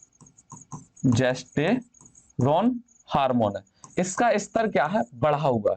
कैसे बढ़ा है, हमने क्या किया, गर्भाशय में कुछ ऐसी युक्तियां लगाई हैं जो जिससे क्या हुआ, हमारे जो फीमेल है उसके ब्लड में क्या सॉरी प्रोजेस्टेरोन हार्मोन का लेवल क्या हो गया, इंक्रीज कर गया। अब आप समझिए जो प्रोजेस्टेरोन हार्मोन का लेवल वो कब बढ़ता था, जब महिला क्या थी, गर्भवती होती थी। क्या होती थी, गर्भवती या प्रेगनेंसी वाली अवस्था होती थी। तो उस दौरान ना तो अपनी मेंस्ट्रुअल साइकिल आती थी, ना ही क्या होता था, ओव्यूलेशन होता था। तो जो अपना प्रोजेस्टेरोन हार्मोन किसमें बढ़ा है, स्त्री के ब्लड में या रुधिर में बढ़ा हुआ, तो ये करता क्या है, ये क्या करेगा, एक इनहिबिट, फिर से वही वाला हाइपोथैलेमस और पिट्यूटरी तो अपना साथ छोड़ने ही नहीं वाली। ये क्या अपना हाइपोथैलेमस है, क्या है, हाइपोथैलेमस।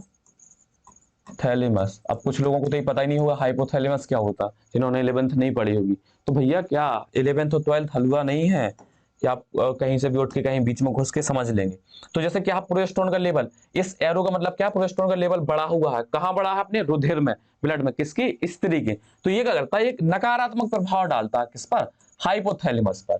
किस पर डालता है, नकारात्मक प्रभाव। अब नकारात्मक प्रभाव मतलब ये सीधा समझिए कि अगर प्रोजेस्टेरोन ब्लड में उपस्थित है तो बॉडी को ये फील होगा कि जो वो महिला है वो गर्भवती है। क्या है, गर्भवती है। मान लीजिए प्रोजेस्टेरोन हार्मोन को बेवकूफ बनाता है, किसको, फीमेल बॉडी को, उसको लगता है कि गर्भवती है। तो गर्भवती के दौरान ना तो मेंस्ट्रुअल साइकिल चलती है, ना ही दोबारा ओव्यूलेशन होता। तो जो अपना प्रोजेस्टेरोन हार्मोन ये करता, हाइपोथैलेमस के पास जाएगा। कहां जाएगा, हाइपोथैलेमस के पास, और उस पर क्या डालेगा, नकारात्मक प्रभाव डालेगा। क्या डालेगा, नकारात्मक प्रभाव, या उसको इनहिबिट करेगा। इनहिबिट, जब इसको इनहिबिट करेगा तो हाइपोथैलेमस से क्या होगा, ना तो गोनाडोट्रोपिन रिलीज, ये हार्मोन भी रिलीज नहीं होगा, और जब ये रिलीज नहीं होगा तो यहां जाकर के ना तो एलएच और ना एफएसएच मुक्त होंगे, किससे, अपनी पिट्यूटरी या पीयूष ग्रंथि से। आपको भी पता है कि जब एलएच और एफएसएच हार्मोन मुक्त होते हैं तभी क्या होती है, अपनी मेंस्ट्रुअल साइकिल स्टार्ट होती है। मान लीजिए एलएच हार्मोन की वजह से ओव्यूलेशन होगा, इससे क्या होती है, अपनी फॉलिकल्स क्या होती है, डेवलप होती है। तो ये सब प्रोसेस होगी नहीं तो अपनी मेंस्ट्रुअल साइकिल ही नहीं आएगी, और जब मेंस्ट्रुअल साइकिल नहीं आएगी तो उसमें अंडोत्सर्ग नहीं होगा। मान लो अंडा ही मुक्त नहीं होगा, जब अंडा नहीं मुक्त होगा तो क्या उससे शुक्राणु खूब चले जाए अपने यहाँ गर्भाशय में, वहां निषेचन होने ही नहीं है, वहां उसकी सजनी है ही नहीं है तो सजना खूब घूमे, उनका मिलन होने ही नहीं है। जहां पर सजनी है ही नहीं है वही है वन साइडेड लवर वाली कहानी, कि वो भाई खूब घूमता रहे। अब सजनी है ही नहीं है, वहां पर उपस्थित ही नहीं है, तो वो भाई घूम रहा है वहां पर, क्या मतलब है, उस सजनी को फर्क ही नहीं है, वो अपने घर में बैठी है। अब उसका घर कौन सा, अंडा से ओवरी, वो वहां पर बैठी है, उसको फर्क ही नहीं है भाई कि खूब तुम घूमो, खूब गाड़ी लेके घूमो, वो अपने में मगन है, अपनी वो लाइफ में। वो बेचारा दिन भर गाड़ी लेके घूम रहा है, जब उसका तेल खत्म हो जाएगा तो घर चला जाएगा। इसी हिसाब से शुक्राणु है, जब उनकी क्षमता खत्म हो जाएगी तो वो क्या होती है, नष्ट हो जाएंगी, कहां पर, अपने गर्भाशय में। तो आपको ये समझ में आ गया प्रोजेस्टेरोन हार्मोन के बारे में। तो प्रोजेस्टेरोन हार्मोन या हार्मोन मोचक जो आईयूडी होती है, इसका कार्य क्या होता है, ये करते हैं अपने इसको, मतलब इसके कई प्रकार होते हैं।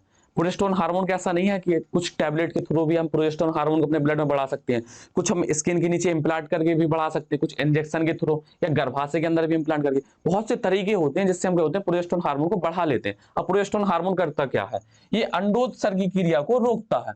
अंडोत्सर्गी क्रिया आपको समझ में आ गई, इस वाले डायग्राम से आपको बहुत अच्छी समझ में आएगा, और ये उसी को समझ में आएगा जिसने मेरे से क्या हुआ था, मानव में जनन पढ़ा था, या हो सकता है किसी दूसरे टीचर से पढ़ा हो, उसने भी क्या इसी हिसाब से आपको कॉन्सेप्ट क्लियर किए हो।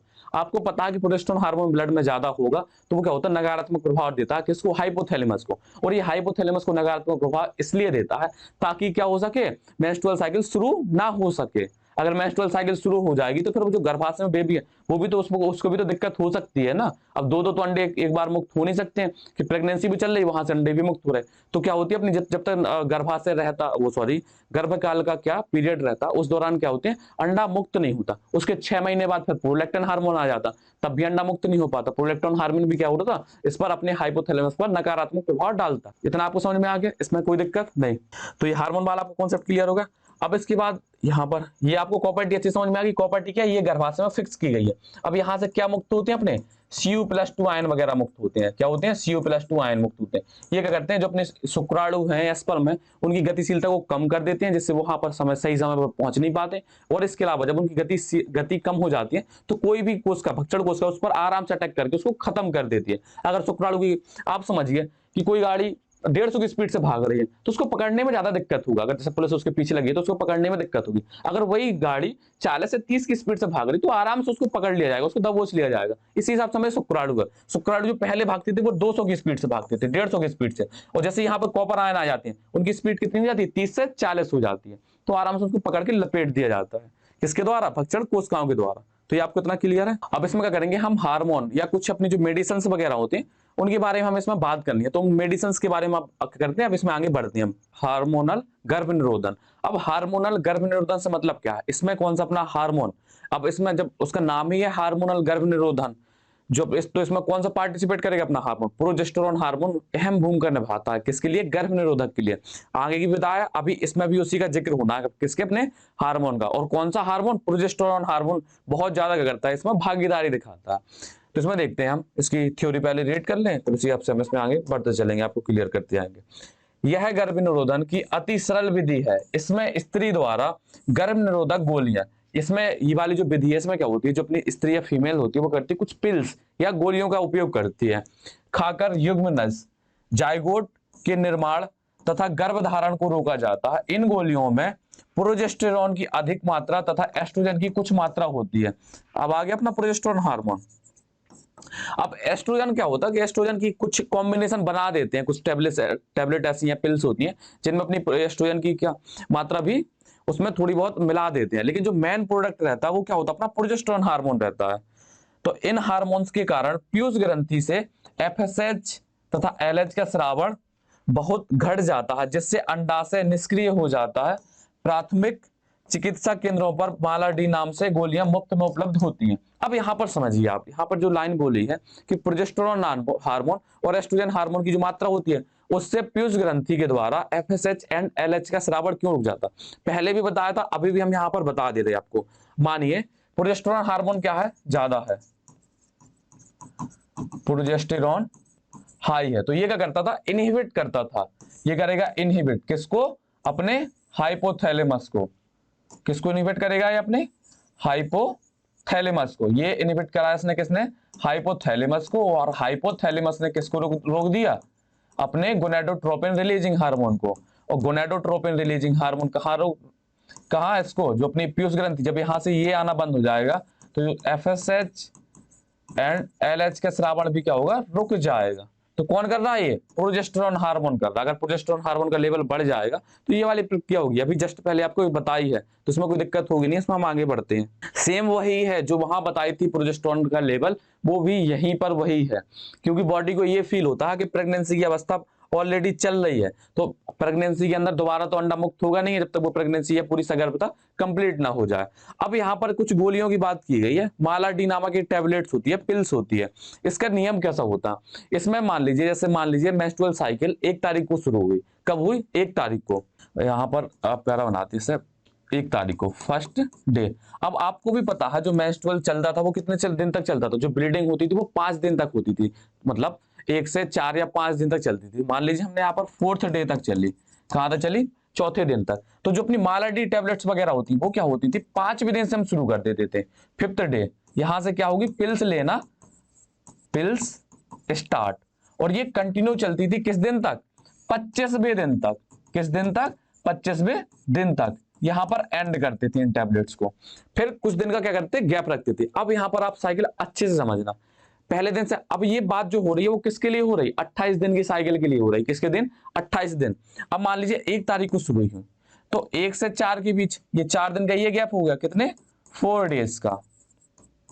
अभी यहां पर 4 दिन हमने टैबलेट नहीं ली, किस दिन ली, 5वें दिन से ली। अब 5वें दिन से अगर 25वां दिन गिना जाए तो कितने टोटल दिन होंगे, 21 दिन होंगे। तो कितने दिन टैबलेट ली है, 21 दिन तक टैबलेट्स ली है। अब 25वें दिन बंद कर दी, तो 25 से 26, 27, 28, 28 हो गया। उसके बाद फिर 1 तारीख से फिर शुरू होगी अपनी जो साइकिल होती है, वो 1 तारीख से मान लीजिए फिर शुरू हुई, या पहले दिन से 28 के बाद। यहां से गए हम कहां तक, 28 तक, 28वां दिन। यहां इस वाले कॉन्सेप्ट को आप बहुत अच्छे से समझना, क्योंकि बुक्स में क्या है, सीधा लिख दिया है कि 21 दिन हम टैबलेट्स लेते हैं और 7 दिन नहीं लेते हैं। अब कैसे 7 दिन नहीं लेते, कौन से 7 दिन नहीं लेते, वो हमें यहां पर देखना है। बुक्स में डायरेक्ट लिख दिया, लेकिन आपको नोट्स में अच्छे से बताया गया, तो वहां दिक्कत नहीं होगी। पहले दिन से चौथे दिन, मान लीजिए 1 तारीख को साइकिल स्टार्ट हुई, यहां पर हम लिख दें मेंस्ट्रुअल साइकिल स्टार्ट, किस तारीख को, फर्स्ट, 1 तारीख को स्टार्ट हुई, तो 1 तारीख से 4वें दिन तक हमें कौन सी, जो भी अपनी पिल्स वगैरह है, कॉन्ट्रासेप्टिव पिल्स, वो नहीं लेनी है। किस दिन से लेनी है, 5वें दिन से। कहां से? 5वें दिन से हमें शुरू करना, और किस दिन तक? 25वें दिन तक। 25वें दिन तक मान लीजिए 5 से 25 कितने हो जाएंगे अपने? 21 दिन हो जाएंगे, जोड़ लेना। तो टोटल कितने दिन हो गए? 21 दिन हो गए। अब 25वें दिन बंद कर देंगे तो 28 दिन तक ये कितने दिन हो गए? 3 दिन ये हो गए। 3 दिन कितने हो गए? 3 दिन ये हो गए। अब 28 से फिर से साइकिल शुरू होती है, तो 28 से क्या 4 दिन तक 4 दिन ये हो जाएंगे। 28 से 4 3 25 से 28 के बीच में 3 दिन ये हुए। अब 28 के बाद फिर से क्या होती है? साइकिल शुरू हो जाती है। तो कितने दिन तक? 4 दिन तक हमें और नहीं लेने हैं। तो कितने? 4 दिन ये और 3 दिन ये, तो कितने? 7 दिन हमें टैबलेट्स नहीं लेनी है, और कितने? 21 दिन हमें टैबलेट लेनी है। तो अपने 7 दिन 7 डेज पिल्स नहीं लेनी है, और 21 दिनों तक पिल्स लेनी है।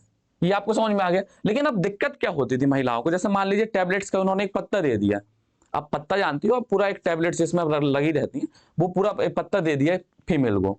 अब उसको बता दिया, एक बार डॉक्टर ने बता दिया कि आपको इससे शुरू करना, लेकिन क्या होती थी फीमेल्स भूल जाती थी कि अब हमें शुरू कब से करना, बंद कब से करना। तो क्या थी, थोड़ा बहुत कुछ चेंजेस करे वैज्ञानिकों ने, तो उन्होंने एक नई तकनीक ढूंढी। तो इस नई तकनीक में आप देखेंगे यहाँ पर एक डायग्राम लाए हैं, देखो यहाँ पर। अब देखो यहाँ पर कोई बात नहीं की कि किस दिन से शुरू करें, उन्होंने तो सीधा एक पत्ता दे दिया, आपको पहले दिन से शुरू करना और उसको कंटिन्यू करते रहना पूरा। यहाँ पर 28 पे खत्म करे फिर से शुरू कर दो, 28 पे खत्म करे फिर से शुरू करो, ये है। तो देखिए यहाँ पर दिखाया गया पहले दिन से, जबकि पहला दिन नहीं है। पहला दिन हम गोली लेने का कौन सा मानेंगे? जो 5वां दिन था मेंस्ट्रुअल साइकिल का, ये जो पहला दिन है ना, यहाँ पर लिखा है यहाँ से स्टार्ट 1, तो ये कौन सा था? 5th day of menstrual cycle. जो आतर्व चक्र का जो 5वां दिन था, कौन सा? 5वां दिन। इस दिन से हम ये गोली शुरू करेंगे। ये शुरू की, और कब तक करनी है? 25वें दिन तक। ये जो 21 दिन दिख रहा है ना यहाँ पर, 21वीं गोली, ये किस दिन है? ये अपने 25वें दिन। अब यहाँ पर आपको कुछ रेड गोली दिख रही होगी यहाँ पर, ये रेड कलर की। तो ये जो रेड कलर की गोली थी, अब मान लीजिए दिक्कत कहाँ थी? अब 21 दिन की होती थी तो महिला भूल जाती थी हम कब शुरू करें और कब खत्म करें। तो उन्होंने क्या किया, पूरा 28 दिन 28 टैबलेट का पूरा एक पत्ता बना दिया, 28 टैबलेट लगा दी। उन्होंने क्या कर दिया? 28 टैबलेट लगा दी। और इसमें क्या किया, एक बार डॉक्टर ने बता दिया कि आप इस दिन शुरू करो, 5वें दिन से शुरू करना। उन्होंने शुरू करी, 21वें दिन और 25वें दिन खत्म होगी, मतलब 21 टैबलेट खत्म हुई। अब यहाँ पर ये क्या है, जो टैबलेट लगी है ये क्या है? आयरन की टैबलेट है। किसकी टैबलेट है? आयरन की टैबलेट है। तो इससे कोई नुकसान होना नहीं है, लेकिन जो ब्लीडिंग वगैरह हुई है, वो जो उसमें थोड़ा बहुत आयरन की कमी आई है, वो इससे पूर्ति हो जाएगी। तो इनके कोई नुकसान नहीं है। ये जो 22 से लेकर के 28 दिन तक ये जो टैबलेट दी गई है, इनसे कोई नुकसान नहीं होता। ये केवल साइकिल, ताकि महिलाएं भूलें नहीं कि हमें कब टैबलेट लेनी है, कब बंद करनी है, इसलिए ये वाले टैबलेट्स कुछ ऐड कर दी है। लेकिन टैबलेट खानी कितने दिन है ये आप देख रहे होंगे, यहाँ पर आपको दिख रहा होगा। अगर नहीं दिख रहा तो इसको और बड़ा कर दें हम, इसको और बड़ा करके देख लीजिए। ये पहला दिन आपको दिख रहा होगा यहाँ पर ये पहला दिन आपको दिख रहा होगा। पहले दिन से, पहला दिन नहीं है मतलब, ये एक गोली दिख रही है, कौन सा दिन है? 5वां दिन है। कौन सा दिन है? 5वां दिन। एक टैबलेट स्टार्ट हुई और 21 टैबलेट खानी है। कितने दिन तक? 25वां दिन। इतना समझ में आ गया? तो 21 गोली खानी है और 7 दिन नहीं खानी। कौन से 7 दिन नहीं खानी है ये आपको याद रखना।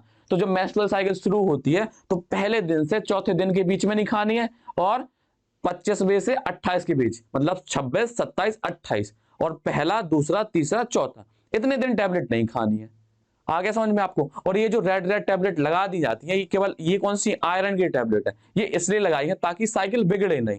एक बार शुरू हुई तो उन्हें पता ना चले कि कब हमें छोड़ना, तो वो कंटिन्यू पूरे महीने टैबलेट खाती रहती हैं। मान लो महीने क्या 28 दिन की जो साइकिल चलती है उसमें कंटिन्यू खाती रहती है। ये कंप्लीट हुआ एक बार पत्ता, तो उन्होंने दूसरा शुरू कर दिया। और आप देख लेना, हिसाब जोड़ लेना, 5वें दिन से हम शुरू करेंगे तो ये 5वें दिन ही खत्म होगी, फिर 5वें दिन से शुरू हो जाएंगी, फिर ये 5वें दिन खत्म होगी, जो 28 दिन की साइकिल होती है। आपको इतना समझ में आ गया? इसमें कोई दिक्कत मेरे हिसाब से नहीं होनी चाहिए। आपको बहुत अच्छे से क्लियर कर दिया है। ये समझ में आ गया? और भी कोई पोजीशन चेंज हुई थी? अच्छा, ये ठीक है, ये अपना कंप्लीट है। और ये बहुत डाउट रहता है इसमें कि ये वाली टैबलेट क्यों लगा दी है, ये इनका मतलब क्या है। तो आपको समझ में आ गया, ये केवल किसकी? आयरन की टैबलेट है, ताकि जो हमारी मेंस्ट्रुअल के दौरान ब्लीडिंग हुई है उसमें जो आयरन की कमी हुई है उसको पूर्ण भी कर सके, और इसके कोई खास दुष्प्रभाव है नहीं है, उसे बेनिफिट ही मिल रहे हैं। वो तो केवल इसलिए लगा दिया ताकि जो गिनती है वो कम ना हो। क्या ना हो? गिनती कम ना हो, या गिनती भूल है ना जो महिलाएं थी। तो यहाँ पर रीड करते हैं, यह जो टैबलेट्स होती है वो क्या होती है? यह प्रतिदिन मेंस्ट्रुअल साइकिल, आतर्व चक्र या मेंस्ट्रुअल साइकिल शुरू होने के 5वें दिन से लेकर के 25वें दिन तक ली जाती है। इसके बाद 7 दिनों के लिए इनको छोड़ दिया जाता। अब 7 दिन कौन से हैं? 25 के बाद 28 तक गए, 3 दिन वो, और 1 से 4 के बीच में, तो 4 3 7 दिन के लिए हमें ये छोड़ी जाती है और 21 दिन तक ये कंटिन्यू ली जाती है, ताकि मासिक चक्र। अब इनका भी रीजन है, आप समझिए। अभी जो टैबलेट थी, ये क्या थी? ये टैबलेट थी। इन टैबलेट्स में था क्या? प्रोजेस्टेरोन और ईस्ट्रोजन, प्रोजेस्टेरोन और ईस्ट्रोजन। अब मान लीजिए हमने 25वें दिन तक, 25वें दिन तक हमने क्या की? टैबलेट्स ली। टैबलेट्स ली तो इसमें प्रोजेस्टेरोन हार्मोन क्या होगा? बहुत ज्यादा होगा। प्रोजेस्टेरोन और अपना ईस्ट्रोजन का जो लेवल होगा वो ज्यादा होगा। अब आपको भी पता है कि प्रोजेस्टेरोन और ईस्ट्रोजन का लेवल कब ज्यादा होता? प्रेगनेंसी की अवस्था में। कब? प्रेगनेंसी की अवस्था में। तो इस चक्कर में बॉडी को फील होता है कि प्रेगनेंसी है, तो वो मेंस्ट्रुअल साइकिल नहीं शुरू करेगी इतने टाइम पर। और 25वें दिन के बाद बंद क्यों किया जाता? जैसे ही हम टैबलेट लेना बंद करते हैं, वैसे ही इनका जो लेवल है वो क्या होता? नीचे गिर जाता। जब इनका लेवल नीचे गिरेगा तो जो एंडोमेट्रियम की लेयर बनी थी, अंतः गर्भाशय की अंत स्तर की जो भी लेयर या परत बनी थी, वो क्या होती है? टूटना शुरू हो जाती है। जैसे हम इसको बंद करते हैं, तो जो वो 3 दिन हमने बंद किया, तो 3 दिन में जो भी लेवल बढ़ा था वो लेवल क्या होगा? कम हो जाएगा, और फिर से 1 से क्या होगी? अपनी ब्लीडिंग शुरू हो जाएगी। आपको समझ में आ गया? इसमें कोई दिक्कत नहीं होनी चाहिए। तो यहाँ पर ये जो बताया ना कि जो लास्ट में 25वें दिन क्यों बंद कर देते, 25वें दिन क्यों बंद करते हैं? वैसे तो हमें 1 तारीख तक चलाना चाहिए, 28 तारीख तक, 28वें दिन तक चलाना चाहिए। वो 25वें दिन इसलिए बंद करते हैं ताकि उन 3 दिनों में प्रोजेस्टेरोन एस्ट्रोजन का लेवल कम हो जाए, और उसमें जो अपने 1 से 4 तक का जो दिन था, मान लीजिए अब 28 के बाद 29 तारीख को साइकिल शुरू होगी, तो 29 से 29 30 1 2, अगर 30 का महीना ले रहे तो 29 से 2 के बीच में क्या हो सके? अपनी जो फिर से ब्लीडिंग होकर के पूरी एंडोमेट्रियम बाहर निकल सके। किस वजह से? जब अपना एस्ट्रोजन और प्रोजेस्टेरोन का लेवल कम हो जाएगा। ये कॉन्सेप्ट आपको अच्छे से क्लियर करना है। यहाँ पर कोई लपेटना नहीं है कि डायरेक्ट लाइन लिख दी, क्योंकि बहुत से टीचरों का मानना है या स्टूडेंट का भी मानना होता कि इस चैप्टर में कुछ समझाने वाला होता नहीं है। अब आपने देखा होगा कि कितना कुछ समझाने वाला है, एक एक कॉन्सेप्ट आपके क्लियर किए गए हैं।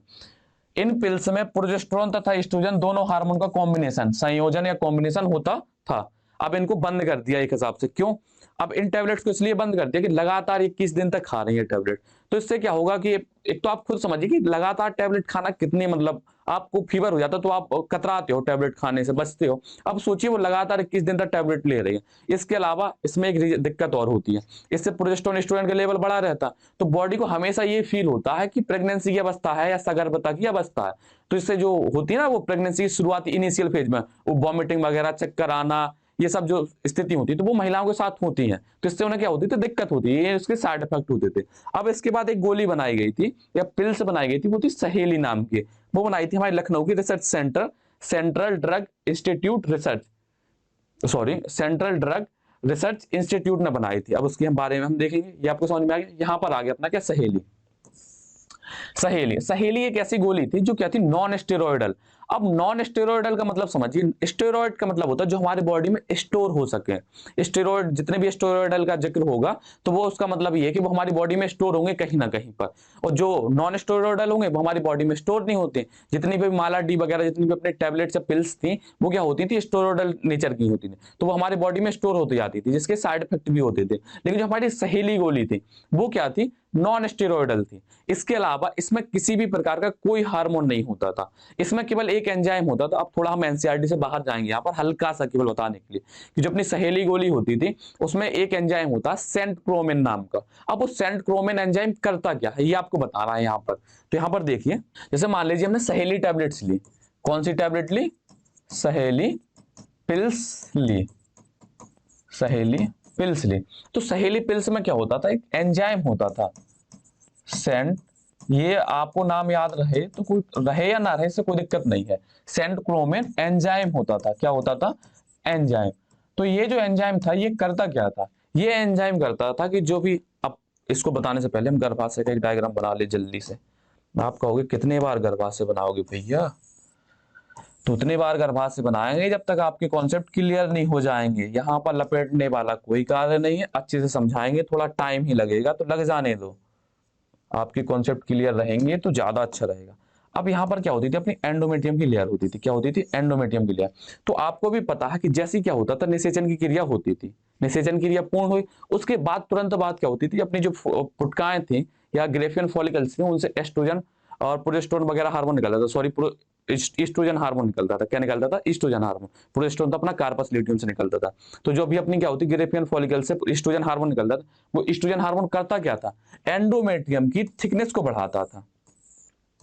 अब इस पे क्या होता था, ईस्ट्रोजन को पकड़ने के लिए कुछ क्या होते हैं, ईस्ट्रोजन रिसेप्टर होते हैं। ईस्ट्रोजन हार्मोन को पकड़ने के लिए ईस्ट्रोजन ग्राही होंगे कुछ ईस्ट्रोजन के रिसेप्टर, तो इसके ऊपर लगे रहते थे। वो अपनी गर्भाशय की परत के ऊपर, यहां हम बना दें, यहाँ पर कुछ ग्राही लगे रहते थे। वो यहाँ से जो भी हार्मोन आएगा, मान लो यहाँ से इस फॉर्म में ये हार्मोन आया, यहाँ से आया तो इसने पकड़ लिया, यहाँ पे आया इसने पकड़ लिया, यहाँ पर इसने पकड़ लिया। तो अपना सेंट क्रोमेन जो एंजाइम होता है वो करता क्या है, ये सेंट क्रोमेन एंजाइम इन जो रिसेप्टर है ग्राही उनको नष्ट कर देता है। अब ये नष्ट हो जाएंगे तो खूब यहाँ से हार्मोन आता रहे, वो हार्मोन यहाँ से बाहर निकल जाएगा, ये हार्मोन इसको कैच ही नहीं कर पाएंगे। मान लीजिए क्योंकि हार्मोन की तो आंखें हैं नहीं है, या एंड्रोमेट्रियम की गर्भाशय की आंखें हो कि हाँ भाई ये आ रहा है इसको पकड़ लो, इन दोनों के पास आंखें तो है नहीं है। इनके पास क्या होते हैं, कुछ ग्राही होते हैं, कुछ इनके बीच में कांटेक्ट होता है जिससे वो एक दूसरे से आपस में जुड़ पाते हैं। अब इस कांटेक्ट को ही हम खत्म कर देंगे तो ये हार्मोन इसमें जुड़ ही नहीं पाएगा, और जब हार्मोन नहीं जुड़ पाएगा तो अंतः स्तर का निर्माण शुरू नहीं हो पाएगा, और जब अंतः स्तर का निर्माण नहीं शुरू होगा तो जो भी यहाँ पर निषेचन हुआ है, यहाँ पर जो भी जाइगोट या युग्मनज बना है वो इससे चिपक ही नहीं पाएगा, इससे चिपक ही नहीं पाएगा। और जब चिपक नहीं पाएगा तो निषेचन की क्रिया, सॉरी, अंडारोपण या एम्ब्रियो डेवलपमेंट की क्रिया हो नहीं पाएगी, मतलब भ्रूण बन नहीं पाएगा, और सगर्भता की प्रोसेस भी नहीं हो पाएगी।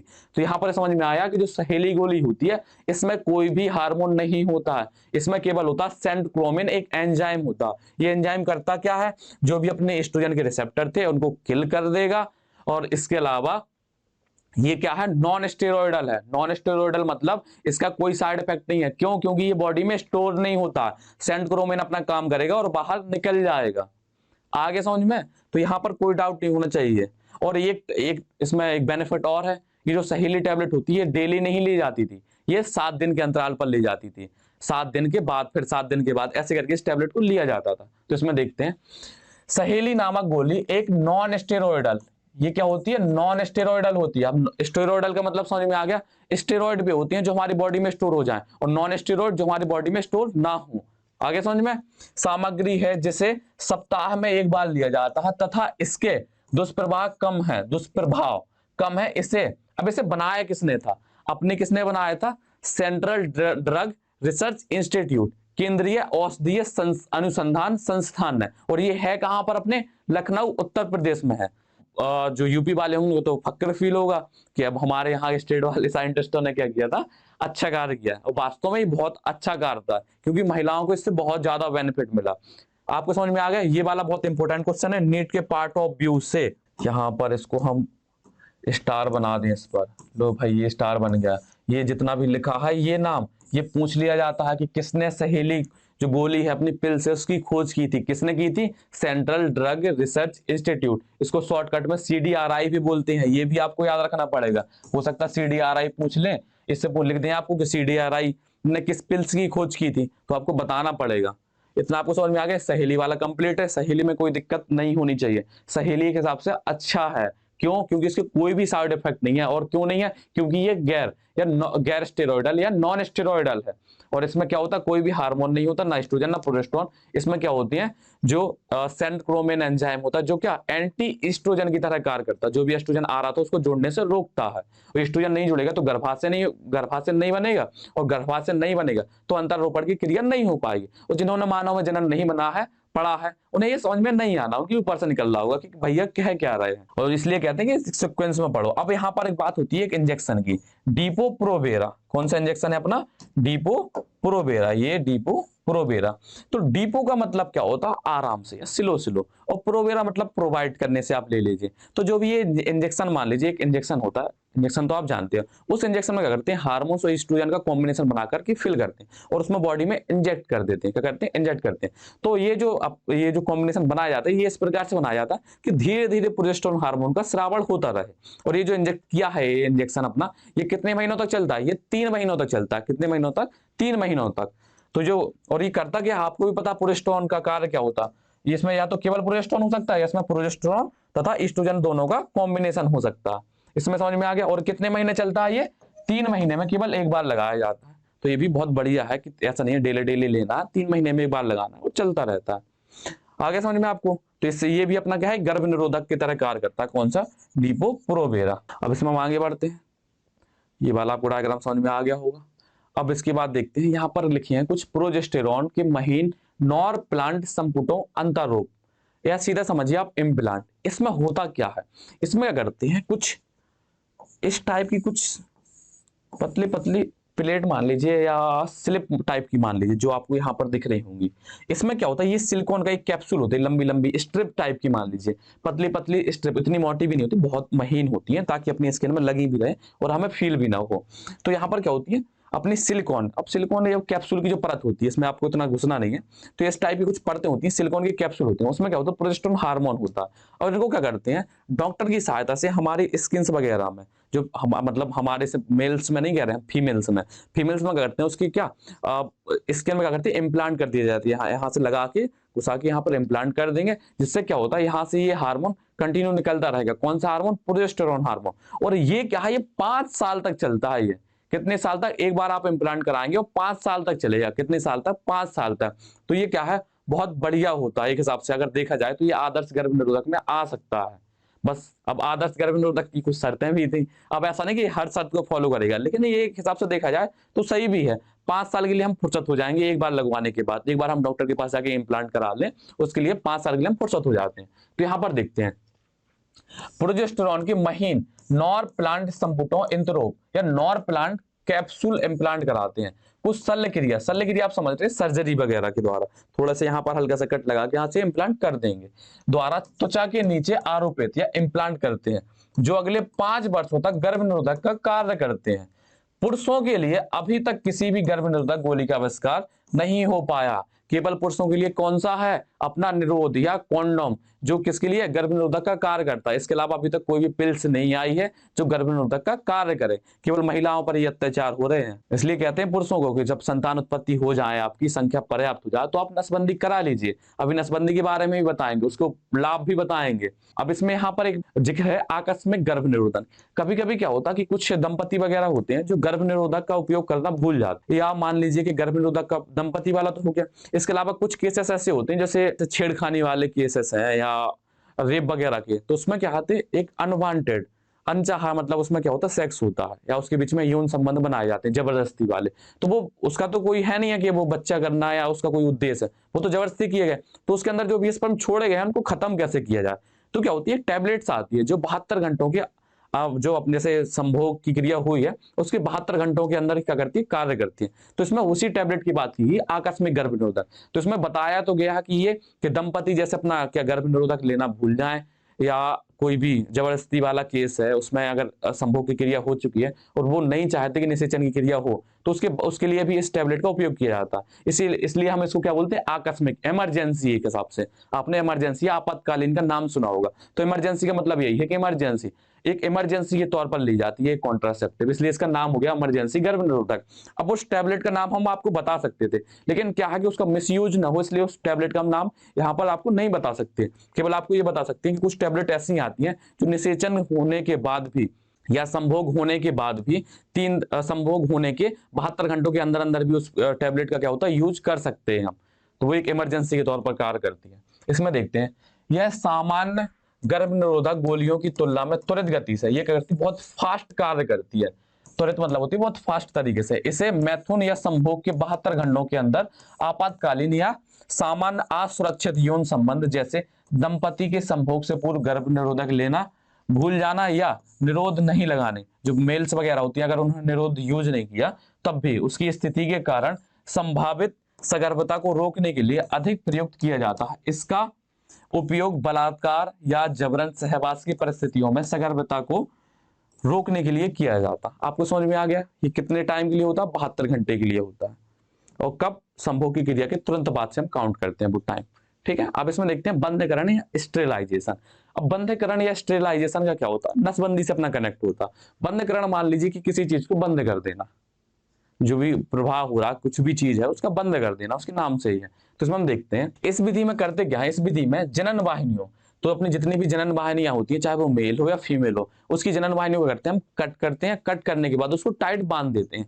अब कैसे कट करते हैं, क्या कट करते हैं, क्यों कट करते हैं, ये सब अभी हम आगे अगली स्लाइड पर देख लेंगे। बस आप थोड़ा पेशेंस रखिए। वाहिनियों को किसी स्थान पर काट कर या बांधकर प्राथमिक जनन अंगों से निकलने वाले युग्मकों, अब युग्मक अपने कौन कौन से होते हैं? अंडाणु और शुक्राणु, ये होते हैं अपने युग्मक या जाइगोट। अगर ध्यान हो भैया तो आपको बहुत चिल्ला चिल्ला के बताया है, तो इसको आप अच्छे से पढ़ते रहा करो। युग्मकों के मार्ग को अवरुद्ध कर देते हैं। यह जनन क्षमता को स्थायी रूप से अवरुद्ध करने की सर्वाधिक सफल विधि है। अब ये जो अपनी बंधकरण होती है, इसमें क्या होता, जो भी अपनी क्या होती जनन की जो प्रक्रिया है, इसको स्थायी रूप से रोका जाता है। इसको ये नहीं कि आप जैसे आप नसबंदी करा लो, तो फिर आप जब आपका मन हुआ तो आपने उस नसबंदी को सही करा के दोबारा से आप निषेचन करके बच्चे उत्पन्न कर सकते। नहीं, ये एक हिसाब से परमानेंट मान के चलिए। ये मान लीजिए कि 99% क्या होती हैं, स्थायी होती हैं, परमानेंट। एक बार होगी नसबंदी तो दोबारा आप बच्चे पैदा नहीं कर सकते। ये इसलिए तब ये कराने की सलाह तभी दी जाती है जब आप अपनी संतान उत्पत्ति कर चुके हैं। तो इसमें हम आगे देखते हैं। इसमें सबसे पहले नंबर पर क्या है? महिला नसबंदी। क्या है? महिला नसबंदी। अब महिला नसबंदी को ट्यूबेक्टोमी बोलते हैं। क्या बोलते हैं? ट्यूबेक्टोमी। अब इसको याद करने के भी कुछ तरीके होते हैं कि ट्यूबेक्टोमी। अब ट्यूबेक्टोमी जैसे यहाँ पर देख रहे हैं तो आपको यहाँ से समझ में आएगा। यहाँ पर देखो, आपको भी बता कि पूरा क्या स्त्री जनन तंत्र बना हुआ। अब इसमें आपको दिख रहा था यहां से ये जो जाति है ये क्या थी अपनी? ये फैलोपियन ट्यूब थी। क्या थी ये फैलोपियन ट्यूब थी। आपको पता कि यहां से जो अंडाणु मुक्त हुआ है, यहां से अंडाणु मुक्त हुआ, यहां से ही होता हुआ अपना जाता था। यहाँ कहीं पर एम्पुला होगा, मान लीजिए यहाँ पर अपना एम्पुला, यहाँ पर निषेचन हुआ। निषेचन होने के बाद जाइगोट यहाँ से होती हुई, गर्भाशय होती हुई यहाँ पर इम्प्लांट हो जाता था। तो लेकिन इसमें करते क्या है इससे बचने के लिए? महिला नसबंदी में होता क्या है, तो हम क्या करते हैं, मान लो यहां से हमारे शुक्राणु आ रहे थे, जैसे मान लो यहाँ पर बनाते हैं डायग्राम। फिर से एक डायग्राम गर्भाशय का। कितने डायग्राम है? डायग्राम से क्या अच्छे से समझ में आ जाता है, इसलिए डायग्राम बहुत जरूरी होते हैं। मजा नहीं आती मास्टर को बनाने में डायग्राम। ठीक है, तो यहां पर देखते हैं। जैसे ये क्या है, यहां से लेकर के, अब थोड़ा सा पेन की स्लाइड पतली करें क्योंकि लिखना है। अच्छा, यहां से लेकर के जो यहां तक का भाग था ये अपना क्या था? फैलोपियन ट्यूब भाग था। फैलोपियन ट्यूब बोलते थे। फैलोपियन ट्यूब या अंडवाहिनी नलिका बोलते थे। आपको पता था ये संकीर्ण पथ होता था, ये तुम्बिका वाला भाग था, ये अपना क्या था? फिमरी वाला भाग था। कौन सा? इनफंडिबुलम वाला भाग था। कौन सा भाग था? इनफंडिबुलम। तो यहां पर देखते हैं, यहां से शुक्राणु होते हुए यहां आते थे, वो वाला गाने गाते हुए थे, सजना सजनी वाला गाना गाते हुए, और यहाँ से अंडाणु अपना मुक्त होता था। क्या होता था? अंडाणु मुक्त होता था, और यहाँ पर अंडाणु इन दोनों का निषेचन हो जाता था। कहाँ पर? अपने तुम्बिका वाले भाग पर या एम्पुला वाले भाग पर। तो इसमें महिला नसबंदी में हम करते क्या है, हम यहाँ पर कट लगा देंगे। यहाँ पर इसको जो फैलोपियन ट्यूब है यहाँ पर काट देंगे और दोनों सिरों को हम बांध देंगे। यहाँ पर देख रहे हैं आप, यहाँ पर ये कट लगाया है और उनको मोड़ करके बांध दिया है। अब इसको कट लगा करके बांधने से होगा क्या? यहाँ से जो शुक्राणु आ रहे थे और यहाँ से जो अंडाणु आ रहे थे, इनका मिलन नहीं हो पाएगा। जो पप्पू और पिंकी का जो मिलन हो रहा था यहाँ पर तुम्बिका वाले भाग पर, उनका मिलन नहीं हो पाएगा। अगर इनका मिलन होगा तो हमें दिक्कत हो जाएगी। इसलिए जालिम दुनिया क्या करती है? इनके मिलन को रोक देती है। अगर जालिम दुनिया इनके मिलन को ना रोकेगी तो जालिम दुनिया को ही दिक्कत होनी है। कैसे दिक्कत होगी? ये संतान उत्पत्ति करते रहेंगे और जनसंख्या बढ़ती रहेगी, इसलिए जालिम दुनिया को दिक्कत होती है। इसलिए जालिम दुनिया इसको कट करके बांध देती है ताकि पप्पू और पिंकी मिल ना पाए। पिंकी अपना कौन सा? अंडाणु वाला भाग, और पप्पू कौन सा? अपना शुक्राणु वाला भाग। आगे समझ में? आपको समझ लिए, शुक्राणु और अंडाणु के मिलन को रोका जाता है। कहां पर? तुम्बिका वाले भाग पर। कैसे? ट्यूब, इसको अपनी जो फैलोपियन ट्यूब थी उसको कट करेंगे, उसको बांध देंगे। तो इसको याद करने का जो हम तरीका बता रहे थे, कैसे याद करते हैं? ट्यूबेक्टोमी, ट्यूब, फैलोपियन ट्यूब, तो ट्यूब, ट्यूबेक्टोमी। आगे समझ में? महिला नसबंदी, इसमें कोई दिक्कत नहीं। इसमें कोई अभी दिक्कत हो तो बता दीजिए भैया, इसमें कमेंट में बता देना अगर इसमें किसी को दिक्कत हुआ करे कोई भी किसी भी टॉपिक में, तो उसका आपको एक हो सकता है आपको टेलीग्राम पे उसका आंसर दे दिया करेंगे वहीं पर कमेंट सेक्शन में। तो यहाँ पर दिक्कत है कोई नहीं होनी चाहिए। अपना क्या था, शुक्राणु आते हैं अंडाणु आते हैं, दोनों को मिलने से रोकने के लिए यहाँ पर अपनी जो फेलोपियन टीप थी या डिंब वाहिनी या अंड वाहिनी, इसको यहाँ पर कट लगा देते हैं। कट लगा के दोनों को टाइट बांध देते हैं जिससे दोनों मिल नहीं पाते। कुछ समय बाद फिर यहाँ पर अंडाणु भक्षण कोशिका के द्वारा खा लिया जाएगा, खत्म कर दिया जाएगा, और यहाँ पर जो शुक्राणु आएंगे उनको भी क्या भक्षण कोशिका के द्वारा खत्म कर दिया जाएगा। अब इसमें हम आगे बढ़ते हैं। अब आते हैं हम कहाँ पर, पुरुष नसबंदी की ओर। तो इसमें हम रीडिंग करा दें आपको महिला नसबंदी की, नहीं कहोगे आपने रीडिंग, इसके बाद हम करा देंगे बाद में, पहले हम पुरुष नसबंदी को समझ लें। पुरुष नसबंदी में क्या होता है, पुरुष नसबंदी को हम बोलते हैं वैसेक्टोमी बोलते हैं। वैसे तो पुरुष नसबंदी का वीडियो ऑलरेडी एक्सपी क्लासेस पर अपलोड कर दिया शॉर्ट के रूप में। अब यहाँ पर आपको दोबारा से हम बताते हैं किसी बारे में, पुरुष नसबंदी के बारे में। तो पुरुष नसबंदी को हम क्या बोलते थे, बेसिक्टोमी भी बोलते हैं। क्या बोलते हैं, बेसिक्टोमी। तो आपको यहाँ पर पता है ये आपके टेस्टिस हैं, ये क्या है भैया, ये अपने वृषण महाशय हैं, और ये कौन सी हैं अपने एपिडिडाई में से, अधिवृषण महाशय है, एपिडिडाई और मिस, और ये अपनी क्या थी, शुक्रवाहक है, यस बास डिफरेंस, शुक्रवाहक या बास डिफरेंस। अब आपको पता है कि जो अपने शुक्राणु जाते थे वो वृषण से निकल के जाएंगे अधिवृषण में, और अधिवृषण से निकल के जाएंगे अपनी बास डिफरेंस में, और बास डिफरेंस से होते हुए अपने कहा जाते थे एजैकुलेटरी डक्ट, और एजैकुलेटरी डक्ट से होते हुए यूरेथ्रा से होते हुए अगर अपना स्खलन वजाइना के अंदर हुआ तो वजाइना के अंदर, अगर बाहर छोड़ देते हैं तो बाहर। आपको समझ में आ गया शुक्राणु कहाँ से होती है कहाँ जाएंगे, इतना क्लियर। तो हम करते क्या है, हम यहाँ से शुक्राणु बन गए यहाँ तक आए, अब यहां से आगे ना जाए तो हमने यहाँ पर जो अपना बास डिफरेंस था या शुक्रभाग था उसमें कट लगा देते हैं, और कट लगा के उसको बांध देते हैं ताकि यहाँ से शुक्राणु आगे जा ना पाए और स्खलन वाहिनी में, स्खलन वाहिनी है एजैकुलेटरी डक्ट के पास पहुंच ना पाए।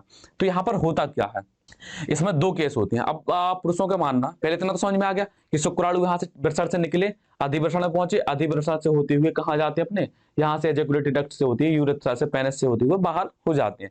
तो यहाँ इन शुक्राणुओं को बाहर निकलने के लिए हम करते क्या है, अपने शुक्र भाग में कट लगाकर उसको बांध देते हैं, तो यहाँ से शुक्राणु आना बंद हो जाएंगे। पहला आगे समझ में। इसके अलावा तो लोगों का मानना ये होता कि अगर हम नसबंदी करा लेंगे पुरुषों का तो उनकी क्या होगी, मर्दानगी चली जाएगी, मर्दानगी चली जाएगी, या वो लोग सेक्स वगैरह या यौन संबंध बना नहीं पाएंगे, मतलब जनन क्षमता भी उनकी क्या होगी, जनन क्षमता तो कम होगी लेकिन जो उसकी संभोग क्षमता होगी या यौन क्षमता होगी वो कम नहीं होती है। जनन क्षमता ही तो कम करनी है, मैं सॉरी। तो यहाँ पे इतना समझ में आ गया। अब जनन क्षमता क्यों कम नहीं होती है, वो सॉरी यौन क्षमता क्यों कम नहीं होती, क्यों, क्योंकि टेस्टोस्टेरोन हार्मोन बराबर बनता रहता है, तो मर्दानगी कायम है। और इसके अलावा यहाँ पर आपको दिख रहा होगा सेमिनल वेसिकल से भी फ्लूइड आ सकता है, प्रोस्टेटिक ग्लैंड से भी फ्लूइड आ सकता है, और अपने बल्ब यूरेथ्रल से। तो फ्लूइड तो बनेगा, मान लो जो अपना वीर्य बनेगा, जो वीर्य होता था उसमें शुक्राणु और ये सब फ्लूइड होते थे, ये जो अपने सेमिनल वेसिकल, प्रोस्टेट ग्लैंड और बल्ब यूरेथ्रल का भी कुछ फ्लूइड होता था। उस द्रव्य या फ्लूइड में अब क्या होते थे, शुक्राणु होते थे, जब पूर्ण रूप से वीर्य बनता था। लेकिन अब यहाँ पर जब हम कट लगा देंगे तो उस वीर्य में क्या होगी, शुक्राणु की अब्सेंस हो जाएगी, और शुक्राणु ही निषेचन कर रहे थे, ना कि ये जो वीर्य, ये जो सेमिनल वेसिकल फ्लूइड वगैरह, इनसे निषेचन नहीं होता था। तो वीर्य वगैरह पूरा बनेगा लेकिन उसमें अब्सेंस किसकी होगी, शुक्राणुओं की अब्सेंस हो जाएगी या अनुपस्थिति हो जाएगी।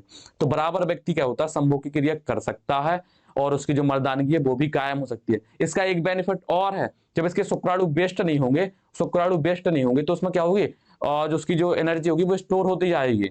अब एनर्जी क्यों स्टोर होती है, यहाँ पर आपको बता दे रहे हैं उस बात को। आपको जैसे ये बताया था, एक शुक्राणु को बनने में 65 से 72 दिन का समय लगता है। अगर हम शुक्राणु बगैर हस्त मैथुन के द्वारा, यौन क्रिया के द्वारा शुक्राणु हम अपने वेस्ट करते रहेंगे तो लगातार जो अपनी एनर्जी होगी वो शुक्राणु बनाने में खर्च हो जाएगी। और जब हमारे शुक्राणु वेस्ट ही नहीं होंगे, यहाँ पर भरे रहेंगे, शुक्राणु बनाने की जरूरत ही नहीं है। अब शुक्राणु बनाने की जरूरत नहीं पड़ेगी तो वो जो एनर्जी हम शुक्राणु बनाने में खर्च कर रहे थे वो एनर्जी हम अपनी बॉडी की दूसरे पार्ट में लगा सकते हैं, जिससे हमारी बॉडी मस्कुलर भी हो सकती है, हमारा ब्रेन भी क्या होता है, पावरफुल भी हो सकता है। इसलिए आपने सुना होगा कि बहुत से जो अपने ऋषि मुनि होते थे वो लोग, या ब्रह्मचर्य, या जो भी अभी भी प्रेजेंट टाइम अपने बूढ़े बुजुर्ग लोग होंगे या वैद्य वगैरह होते हैं, वो क्या कहते हैं, ब्रह्मचर्य रहने की सलाह देते हैं। अब ब्रह्मचर्य किस लिए, ताकि आप अपने शुक्राणु वगैरह को वेस्ट ना करो या बर्बाद ना करो। आपको समझ में आ गया कि शुक्राणु बर्बाद क्यों नहीं करनी चाहिए। शुक्राणु इसलिए नहीं बर्बाद करनी चाहिए क्योंकि जो एनर्जी शुक्राणु बनने में खर्च होगी वो एनर्जी अब आप हमारे बॉडी में दूसरे पार्ट में यूज हो जाएगी।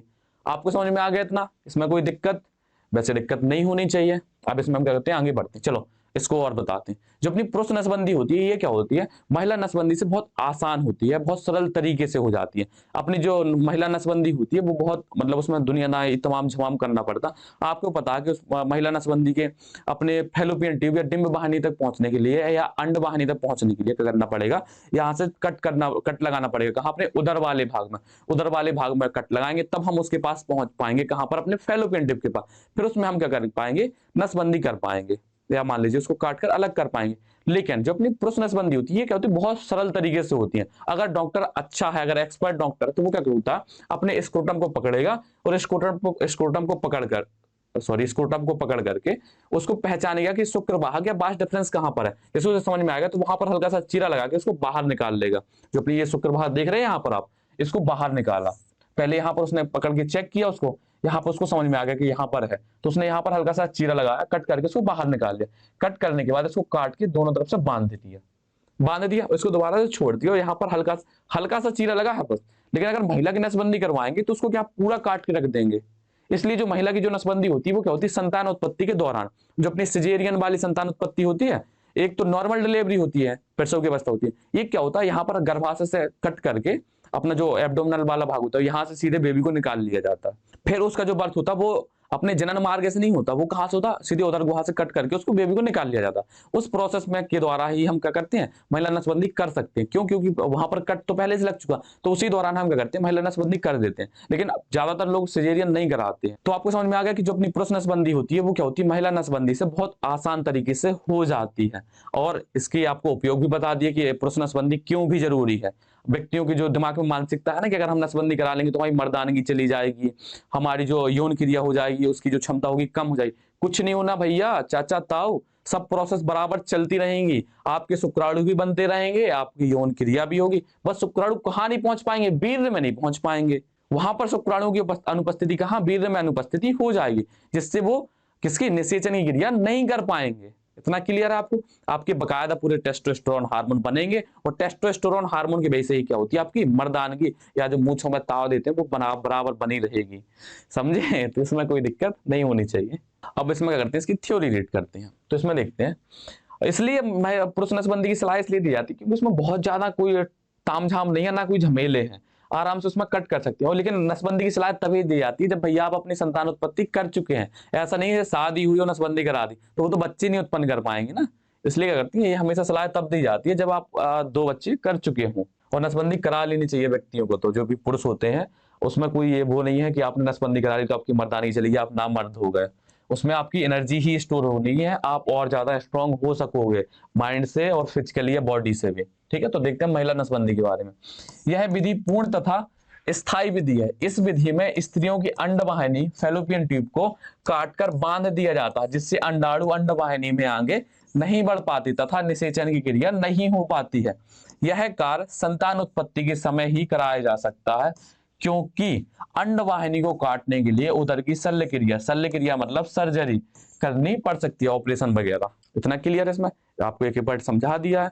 अब इसमें हम आगे बढ़ते हैं, अब देखते हैं पुरुष नसबंदी। तो महिलाओं की नसबंदी की तरह पुरुषों में शुक्र वाहिनी के ऑपरेशन से भी गर्भधारण की समस्या स्थायी रूप से दूर हो जाती है। जो क्या होता है, अपनी पुरुष नसबंदी होती है, पुरुष नसबंदी में क्या होता है, जो भी अपनी शुक्र वाहिनी है, शुक्र वाहिनी या बास डिफरेंस, इसमें करते हैं कट भैया, और कट करने के बाद उसको बांध देते हैं। अब इसका जो नाम आया बेसेक्टोमी, बेसेक्टोमी कहां से आया, अपने बास डिफरेंस से, बास बेसिक, और टॉमी का मतलब होता है किसी चीज को काट करके अलग करना। तो आपको समझ में आ गया इस पूरे नाम का उच्चारण, बेसेक्टोमी। बेसिक मतलब क्या, बास डिफरेंस, टोमी मतलब काट करके अलग करना। बास डिफरेंस को काट कर अलग कर दिया, मतलब पूरे से अलग नहीं कर दिया, जितने हिस्से को काटा उसको अलग कर दिया, बाकी छोड़ दिया। अब यहां पर एक चीज और बतानी है आपको, ऐसा नहीं है कि आपने आज नसबंदी कराई, आप कल जाके सेक्स कर लें या यौन क्रिया कर लें तो आपका निषेचन नहीं होगा। निषेचन हो सकता है, क्यों, उसका भी रीजन बताते हैं भैया। देखा, मान लीजिए आपको पता है कि शुक्राणु यहाँ अधिवृषण में, इस पूरे बास डिफरेंस में यहाँ तक शुक्राणु भरे होते हैं। अब हम लोग यहाँ पर चीरा लगाया, अब यहाँ पर भी तो अभी तक शुक्राणु भरे हुए थे ना, यहाँ पर शुक्राणु थे। अब आप निषेचन क्रिया करेंगे या संभोग की क्रिया करेंगे तो हो सकता है ये जो शुक्राणु थे अभी वीर्य द्रव के साथ जा करके अपने अंडाणु को निषेचित कर दें। इसलिए 2-3 दिन रुक जाओ भैया, किसके बाद, नसबंदी के बाद। नहीं तो आपको क्या है, कहोगे नसबंदी हमने कराई थी फिर भी बच्चा हो गया। समझे? फिर पता चलो आप गलत ले जाओ कि ये तो काम नहीं करी, तो आपको थोड़ा सा समय देना पड़ेगा, 1-2 दिन का। इसमें पुरुषों की शुक्र वाहिनी काटकर बांध दी जाती है। यह ऑपरेशन अत्यंत सरल है तथा कभी भी कराया जा सकता है। इसका पुरुष की संभोग क्षमता, देखा भैया ये लिखा है संभोग क्षमता तथा मर्दानगी, ये वर्ड हमने इसलिए गोल गोल कर दिए हैं ताकि आपको दूर से ही चमक जाए और आप बता सको कि इस पर कोई प्रभाव नहीं पड़ता है नसबंदी का। करा लीजिए, जिसके 2 बच्चे हो चुके हैं, आपको नहीं कह रहे, अभी तो आप पढ़ रहे हो। देखो अब क्या है, ये हमारा जो टॉपिक था परिवार नियोजन वाला, ये कंप्लीट हो गया है। अब इसके बाद हम आगे बढ़ेंगे कैसे एमनियोसेंटेसिस वगैरह कैसे दिखते हैं, कि जो बच्चे का लिंग वगैरह चेक होता था, या उसमें जो भी जेनेटिक या आनुवांशिक बीमारियां थी उनको कैसे देख लेते थे हम जब बच्चा पेट में ही होता था। वो सब हमें क्रिया आगे पढ़नी है, उसमें बढ़ते हैं और इसके आगे हम और बढ़ते जाएंगे कि कैसे मतलब आधुनिक तकनीक से हम बेबी का निर्माण करते हैं बिना ही संभोग क्रिया के द्वारा, आईवीएफ वगैरह, जिफ्ट वगैरह, उसके बारे में भी हमें बात करनी है। तो सबसे पहले हम देखते हैं जो हमारा आज का क्वेश्चन, जैसे कि हर बार देते हैं टुडे वी लर्न, शायद पिछले वीडियो में नहीं मिल पाया, पिछले लेक्चर में उसमें नहीं मिल पाया, लेकिन इस बारे में आपको जरूर प्रोवाइड किया जाता है। तो इसमें देखते हैं सहेली नामक गोली की खोज किस संस्था ने की थी, ये आपका पहला क्वेश्चन। दूसरा क्वेश्चन डीपो प्रोवेरा जो इंजेक्शन था उसका असर कितने दिनों तक रहता है, ये भी आपको बताना है, ये बता चुके हैं, नोट्स में लिखा है। अगर आपने गौर से सुना है तब भी बन जाएगा, अगर आपने गौर से नोट नहीं सुना और नोट से पढ़ोगे या नोट्स बनाओगे तब भी आपसे बन जाएगा। कौन सी बीमारी गर्भ निरोधक युक्ति एड्स तथा यौन संचारित रोग से बचाती है? केवल एक गर्भ निरोधक ऐसी विधि थी जो किससे हमें बचाती थी, एड्स तथा जो अपने सेक्सुअल डिसीजेस होती थी या यौन से संचारित होने वाली जो रोग थी उनसे बचाती थी। महिला नसबंदी के दौरान महिला की किस जनन अंग को काटकर बांध दिया जाता है? आ गया समझ में? ये 4 क्वेश्चन है, तो ये चारों क्वेश्चन भैया आपको करने हैं। आपका ये वाला टॉपिक कंप्लीट होगा, फैमिली प्लानिंग वाला। अब अगला जो टॉपिक होगा वो आपको अगली वीडियो में पता चल जाएगा। वैसे तो ज्यादातर जो उम्मीद है वो एमनियोसेंटेसिस या उद्बोधन वाला जो अपना वो टॉपिक है वो शुरू करेंगे इसमें। ये वाला चैप्टर आपको, सॉरी टॉपिक आपको अच्छे से समझ में आया होगा। आप अपना प्यार ऐसी एक्सपी क्लासेस पर बनाए रहें और एक्सपी क्लासेस से जुड़े रहें। और बाकी भैया हम तो हैं आपकी बायोलॉजी कराने के लिए, तो आप थोड़ा बहुत प्यार हमें भी दीजिए, कमेंट में इनके आंसर किया करो, थोड़ा बहुत कमेंट लाइक शेयर वगैरह भी किया करो, जिससे हमें मोटिवेशन मिलता है ताकि हम आपको और अच्छा कंटेंट प्रोवाइड कर सके। वैसे तो आपको कंटेंट पूरा अच्छा प्रोवाइड किया ही जाता, लेकिन अभी थोड़ा और सुधार करेंगे इसमें। Thank you.